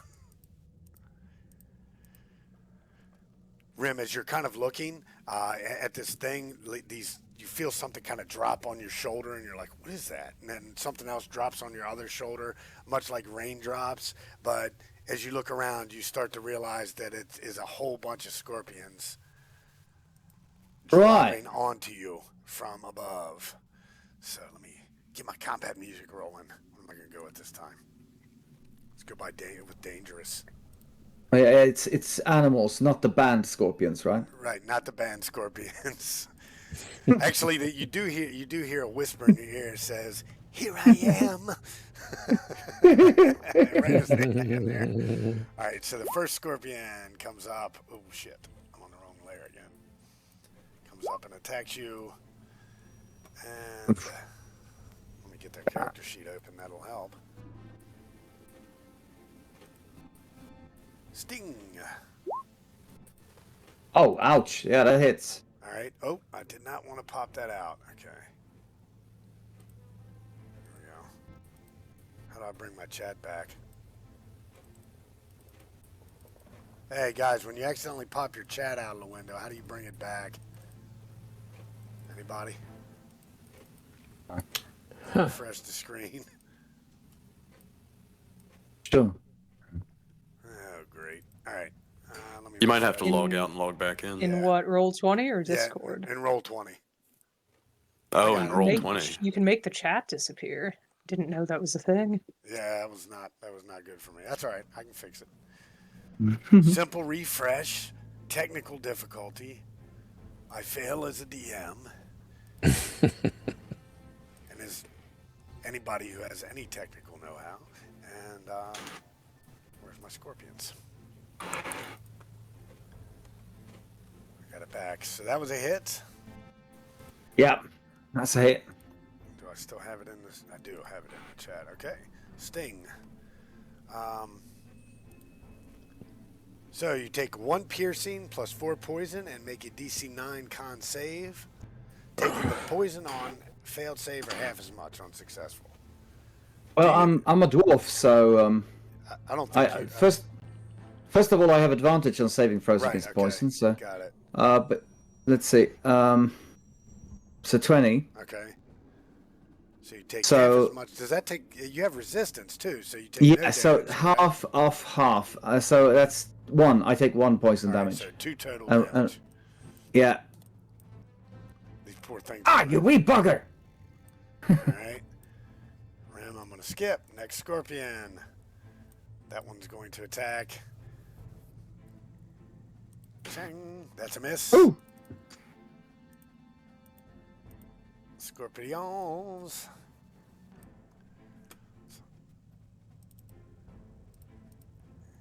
$18. That's a hit. Okay. Holy hell. Same. All right. Okay. Let's see. Constitution. Ah, look at that. All right. So you take 3 total. Yeah, 3 total. Yeah. All right. Next scorpion. Whew. Getting really down. Yeah. Next scorpion. I'm not going to move Yes. them every time just to make it easy. You know, that way I can just get to them and do the sting. That's a miss. Next. Mm-hmm. A whole bunch of scorpions. 17. Miss. Miss, okay. Jesus Christ. Oh, I forgot they have advantage because it was a surprise round. So 17 is a miss. Yep. Next. Sting. 12 is a miss. Miss. And last one. 5 is a miss. Miss. Got lucky there at the end. All right. Yeah, I consider myself extremely lucky. Where'd my turn order go? Don't tell me I closed the turn order. No, there it is. Whew. I panicked. Because if you close the turn order, it resets everything. All right. Top of the turn order, Rim. You've been nickel and dime. You've had this army of death like rain on you like a hailstorm. How many of them can I hit with a thunder wave? You know what? I'll probably give you most all of them. Well, then I'm going to go with thunder wave. All right. Clearly. Oh. How massive. DC Con save. Oh, this would be one of those things where I wish I had group save. Okay. All right, so now, Yeah, horrible damage, but at least they'll hopefully fly away. so one down. Oh no, they die. They have 1 hit point. So, Oh.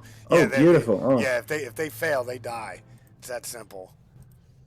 Yes. I think they die regardless because if they fail, It's still they 2 still damage. take half damage and Yeah, they just aren't yeah. moved. So you don't even have to roll those. Okay, yeah. So all right, so obliterated. Let me go ahead and kill all these guys. Boom! You wee bastards! A single round of danger for obliteration. All right, let me move them all off the screen. Make it easier for me to kill them, so I can add the XP to your totals later. All right. Yeah, that's going to be heard by the rest, no doubt. Yeah. So yeah, you guys hear this horrible just bam, and just like it sounds like lightning struck right in the room there, and obviously it's your cleric friend. Yeah, I come out again, crackling a bit. Electricity crackling all over. Looks infuriated and bleeding a bit. Bastards! Was there anything at the end of that wall? Yeah, something. That looks weird. You go check it out. I'm not going to set my foot in there unless I have to. I'm going to heal myself. All right, I'll check it out. Let's go. What are we looking at? You hit it from your front sheet. There you go. 5. There we go. Hold on, I'm adding the experience for the things. All right, so yeah, it looks just like the other walls that you guys have pushed. Easy to knock open. I'm gonna listen to it first. Okay, give me a perception roll. Oh, You hear nothing. okay, I'm gonna try and just open it a crack. All right, so you open it to. Let me go ahead and move the thing first. Dynamic lighting. They do have an experimental feature for doors where players can click on doors when I reveal them and they'll open. But I never have much luck with the experimental features on Roll20 yet, so I haven't really wanted to break it because it tends to break my API and other things. So you crack it open a little bit. You do notice that the ceiling does seem a bit motion-like, so to speak, with creepy crawlies, very similar to what our cleric friend Rim. You guys had to pick similar names, didn't you? Rim just experienced. Hey, I was first, I think. Yeah, I think Yeah, you you were. were. Just pronounce my whole name. Yeah, That would be easier. Remember. Yeah. All It's right, easy I'm to gonna. remember.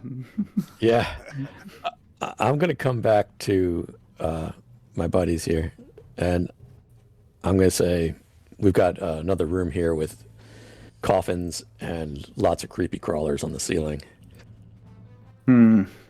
No doubt. Typical. Did you say there's a bunch of spiders in there or something? Something creepy crawling.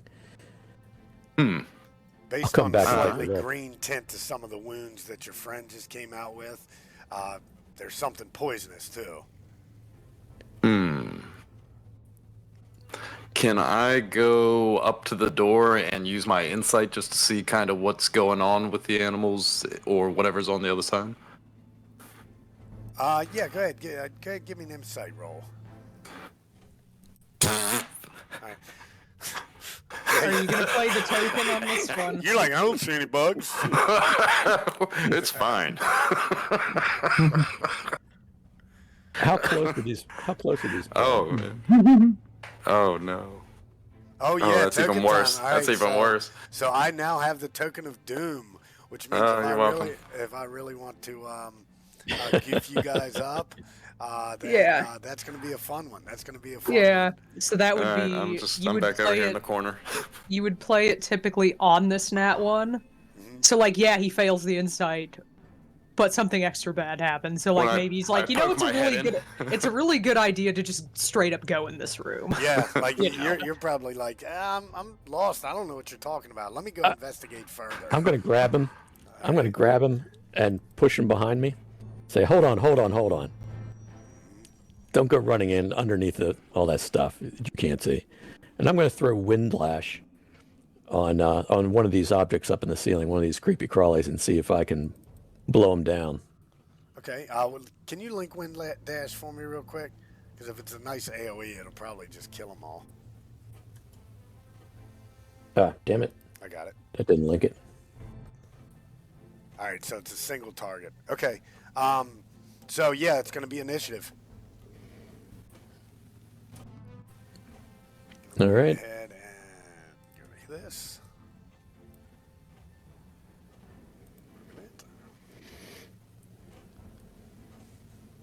What was your attack roll on that? 'Cause I'm pretty sure you hit, right? Yeah, you definitely hit. So one of them is dead. 16. And I'm going to go ahead and move them out into the room here.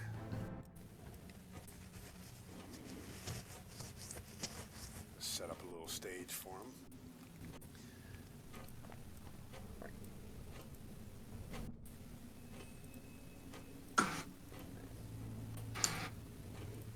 Oh dear. Did everybody rolled, right? Yeah, Okay. I think so. All right, so this scorpion, what is the movement on these things? The first round was easy. They just kind of dropped on him. Oh, They all have 100 feet movement, and they're all going for me. how'd you know? All right, so they can go, that's it. So it's going to dash. It's dashing to you. That's its turn. Okay, next. Rem, yeah, you said, let me kill this one real quick.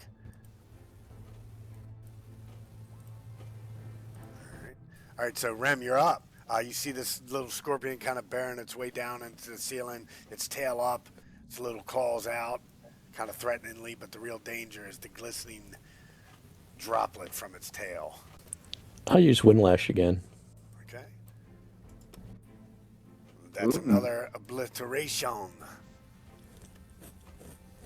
So I don't even know why I subtract the HP because. Bam. All right. And then I'm going to move back. Remember, Echo is difficult terrain. Okay. 5, 10, 15, 20. I'm backing up. Kind of imagine this shing-a-boom, shing-a-boom, shing-a-boom, shing-a-boom as the squealing of your gear suit has you backing away. And that turn? Yeah. Okay.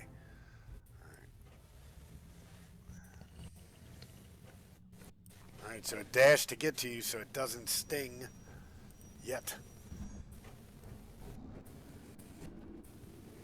I'll go ahead and move the dead one off the screen, and then that's its dash.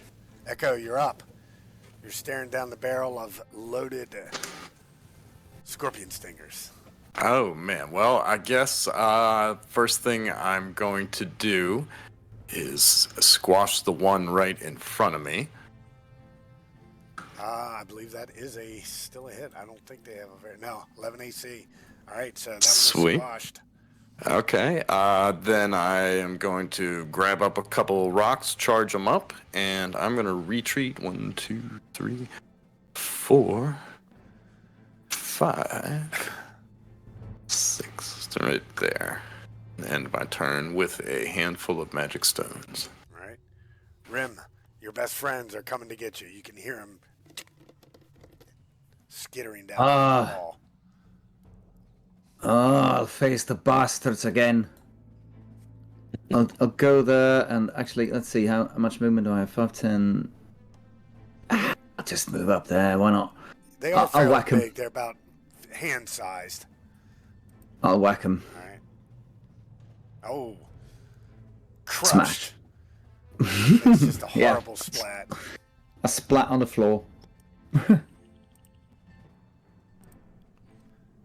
Another experience added to the threshold. All right. Anything else? I'll just back up one step and be prepared with my shield. Okay. Come on, you wee buggers! Yeah, he takes his dash action just to move to this square. Let me move the dead ones out of the way. Move to that square, and that's all he can do. Is it Brenna or is it Bren? Brenna. Brenna. Okay, gotcha. Cool. Brenna. Yeah. All right. Well, Brenna is a bit of a spell sniper, so she's just going to fire basically around her companion. She has enough of a line of sight to be able to do that without any coverage. I ignore cover.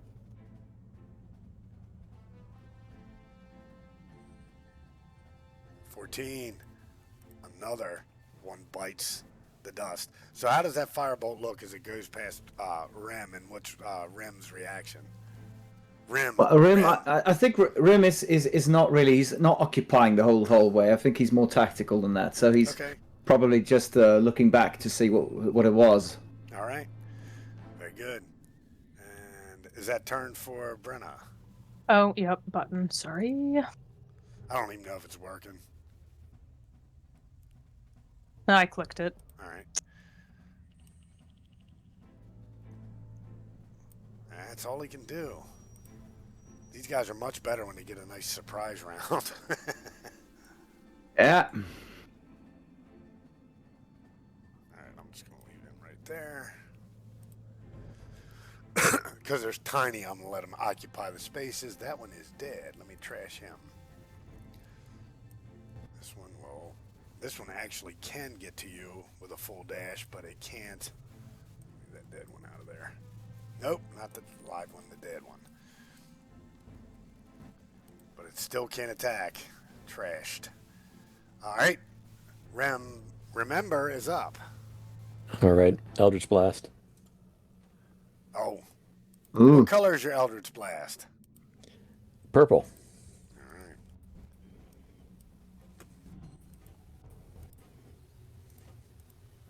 Burn, you bastards. All right. What's max damage? Dead. Echo. Here, I'm going to go ahead and I think that's within range. I'm going to go running to the doorway here just to make sure I can see these guys. And this guy right here, I'm going to hit with a magic stone. Okay, that just hits too. Ooh. So you just pitch this little rock, and I'm kind of imagining it because it was a low roll, dinging off of Rim's shield and just kind of ricocheting right into this thing. Strategically. And then I'm going to move back here and wait. So you are down to one Scorpion, and he is here to rock you like a hurricane. I guess. Yes, Mhm. could not resist. Yeah, I'll run up to that scorpion and clearly I will grapple. No.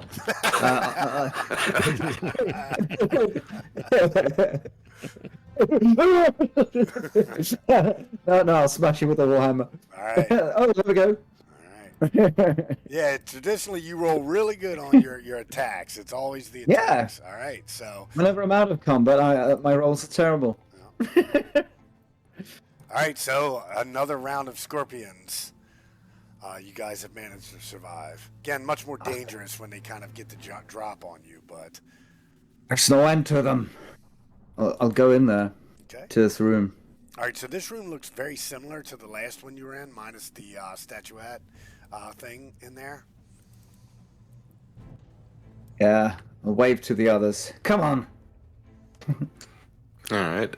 Echo's going to pick up one of the dead scorpions and kind of sort of pocket it, stuff it in his armor to study later. I keep ending up under someone else's token. Where are you keeping that thing? I feel like we might be seeing more than you want us to see, DM. What do you mean? I see an S down here. Oh, well. Yeah, that's on the wrong layer. That's all right. I mean, you guys are kind of know what you're looking for in these rooms now. Yeah. So you do see you do Looking kind of for see those that bricks. outlined, and this is you can tell this is where they kind of bury the people's belongings or valuables with them, which is tradition in some senses. So. Well, I'll take a listen at this. All right. Go ahead, perception. Yeah, you hear nothing. It's a problem with us undead. I tell people I discovered the secret door, but I don't hear anything behind it. Might still be trapped, of course. Maybe we should look through that. If there is any way of telling.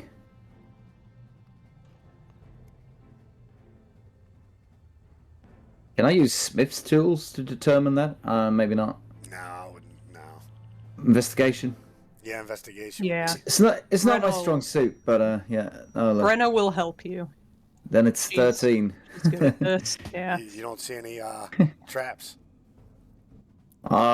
Here goes nothing. You test. I try to open the door. All right. Yeah. Pushes in to another room similar to the other ones. Tell you what you see. Other than the bones of the long forgotten dead and their rotting shrouds, the sarcophagi here contain little of value. Small changes. You see a small collection of worm-eaten books and scrolls stacked high on a rotted wooden desk. In here, in this room. Yep. I'm just gonna go in here and just quickly look through, see if there's anything interesting in there. Okay. If you want to, if Brennan wants to go in and do the investigation with you, one of you guys make it at advantage. It's up to you. Best if Brenna does that, I think. I can do that. She's also interested in anything that scrolls. Okay.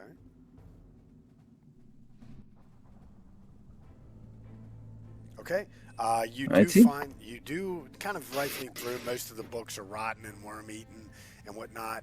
You do actually find a spell scroll of false life and a bookmark of eldritch insight among the pile. Eldritch Insight. Yeah. Is that the title of the book? It says bookmark. It's not a book. It's a bookmark of eldritch insight. Oh, all right. Interesting. Let's see what that is. Yeah, it's like I know what that first one is. Bookmark of eldritch insight.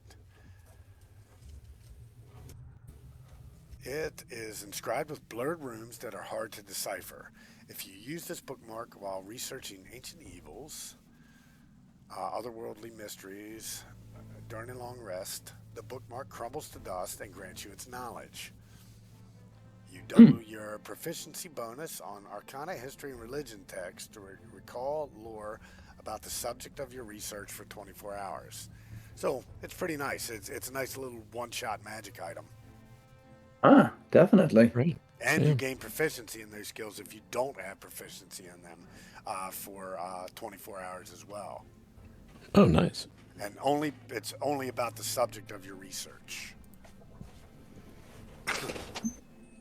That would probably be most appealing to Brenna.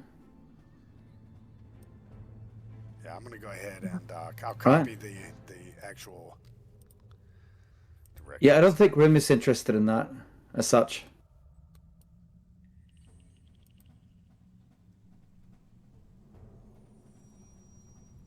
All right. Wow, the first magic item of the campaign has been found. What's Echo been up to? Morning is out. He is no he is like looking at all of the joints and everything that are the intricacies of the way that the limbs and the exoskeleton of the scorpion. He grabbed the least mangled one he could find because he just finds the anatomy of it just fascinating. For some reason it's very intriguing to him, the way that animals are put together and the way they move and how their bodies are constructed. Okay, awesome. All right, so besides this, there's a door to the north. Do we have any interest in these coffins? I don't think say kind of just pointed out that they were just, there was nothing really of value in them. Investigating, there's no inscriptions or anything. There's just a couple of corpses in them. Okay. Mm. Do we see any, like the other door, do we see any holes where spears could come flying out? Give me an investigation on that. It would be an advantage, so whoever's the best at that would probably want to do it. I only have +2. That's probably It's Brenner, probably, right? Yeah. Sorry, what is it? Investigation. You're checking out the door to the north, see if it's similarly trapped to the other room. You get advantage. Okay, so yeah, you can see it clearly. At the top corner here, you can see an actual chain that seems to be a mechanism that the chain will pull the spears back in. Now the spears are on the outside of the door, but you feel like if you can break the chain here, you could probably stop the spears from even activating. Could I use Smith's tools to do that? Yeah, absolutely. I'll give it a shot then. I'll probably use. I can use strength, right? It seems reasonable. Yeah. Let's see. If I get some assistance, that's a 23. And I wouldn't see why you wouldn't get any assistance on that. You know, you're shorter, so you probably got to have Echo kind of boost you a little bit. So here, you hold on to this while I. So yeah, you're able to kind of break the chain, pop it open with a little crowbar, and yeah, I've got all sorts of things, pliers and hammers and all that shit. I mean stuff. Yeah. That should do it. I'll open the door. All right. So it's locked from this side, so obviously easy enough to open. Oops, I'm on the wrong layer again. Shaboom.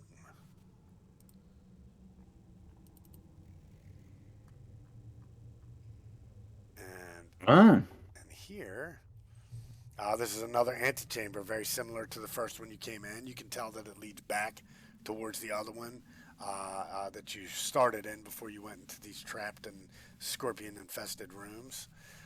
There's doors, obviously, to the north. You can continue going to the east. And there's a door there as well. We should inspect this door as well in case there are any traps.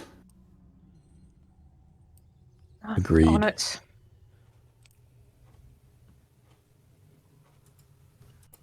You're positive there are no traps on the door. This one's fine. Is it locked? It is not. And as you open it, I need everyone select your tokens and roll initiative. There we go. That's fair. I didn't actually say I opened the door, but this is more fun. Well, that's all right. I mean, whether you did or not, they're actually coming from. They're coming for us. They're Right. coming from a little. It's a surprise attack from people from the north. Oh no! And I'll go ahead and move them up to the layer Whoops. I rolled as owl. Owl is me. Okay, that's fine. Did it have the same? Does it have the proper initial No, modifiers? I rolled from my sheet, but I guess the owl was clicked because I'm Okay. dragging the two of us together. So That's fine. All right. Do I got everybody? It should be 1, 2, 3, 4. Yep. Okay. Let me close the scorpion sheet. I no longer need that. As these two horrific undead creatures pull themselves from the shadows and attack. One attacks Remember, the door's and the other not. one attacks. Oh, I see. So we'll start with the beggar ghoul attacking Echo.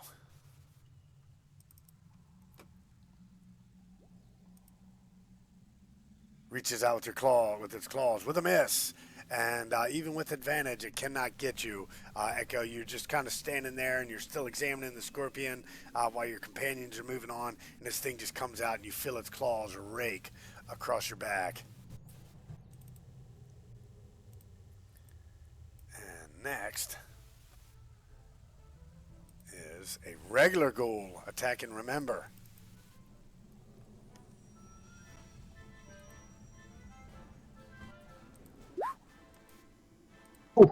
Oh, that is going to hit. And you take 8 slashing, Remember, and I need you. You're undead, so you do not even have to take the con save. Lucky day. But you do take 8 slashing damage. Okay, what type of damage is that? Slashing. Okay. Yeah, I do take. It's from his call. All right. Resistances and turn order. All right, so we're now at the top of the turn. So that, Brenna, you see these creatures emerge, and you hear one of them say now, and it drags its claws down Remember's back. Now this one's dressed a little bit more normal, has a little bit more flesh, but you immediately recognize it as a Derricool, which is the more normal, intelligent version of the ghouls, whereas the beggar ghouls are kind of like the attack dogs, and there's a beggar ghoul attacking Echo. Bah. Gonna shoot it. All right.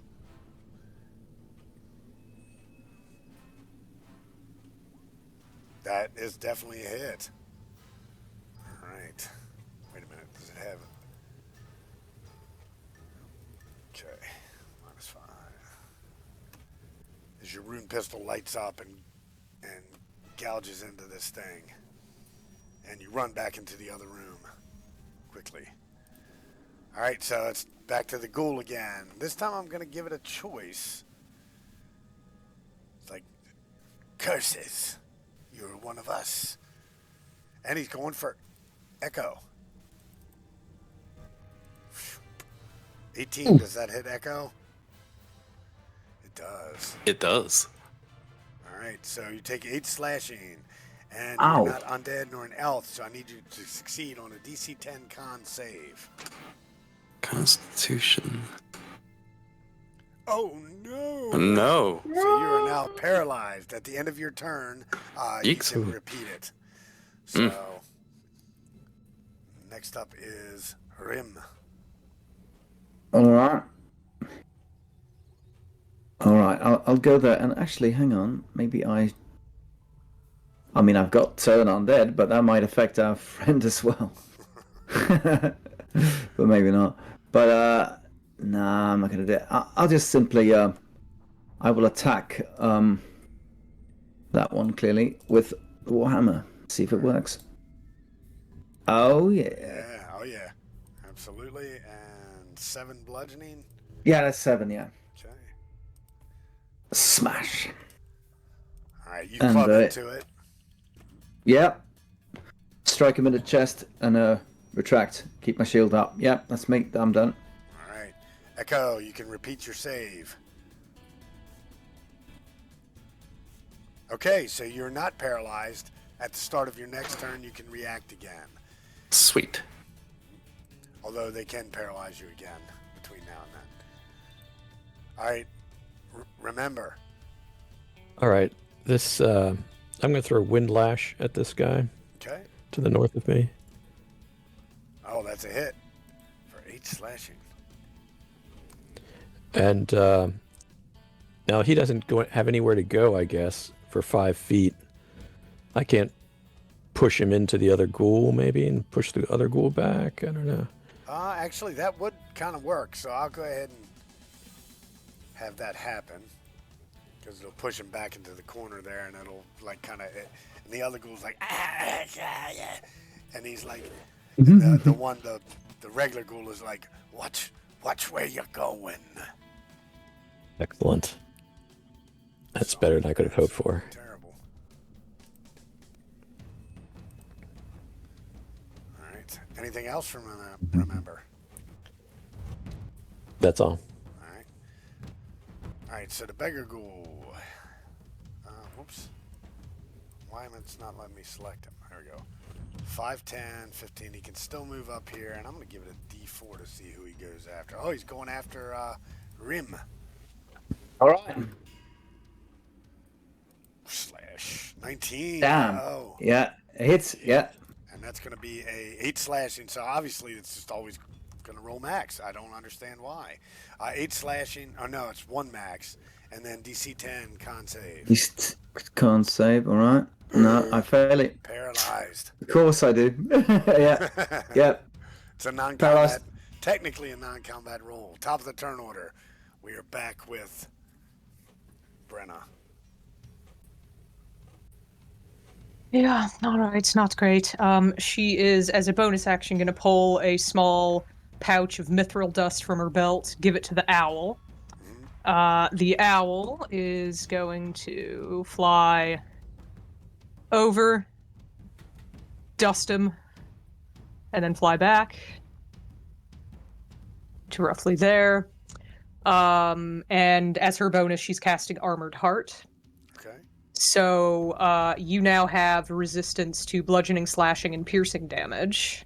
So that's half damage on any actual Half hits. damage. Yep. Right. And then she still has an action, so I guess let's light this guy up. So is that all 3 of these guys have it, or is it just one? No, only one. Okay. Who has it? Rim. Yeah, Rim's definitely Right. looking the worst. Yeah, Rim is looking rough, and is paralyzed. So we'll see. All right. All right, go ahead. Let's see this shot. Oh my God! All right. Oh, All right, nice. So how do you want to do this? Where it once had a gross ghoul head, it now just has sort of a flaming stump before it slumps to the ground. Thank you. Popping back behind that wall. That is my turn. All right, that is incredible. I like it. All right, this thing seeing its companion drop is like,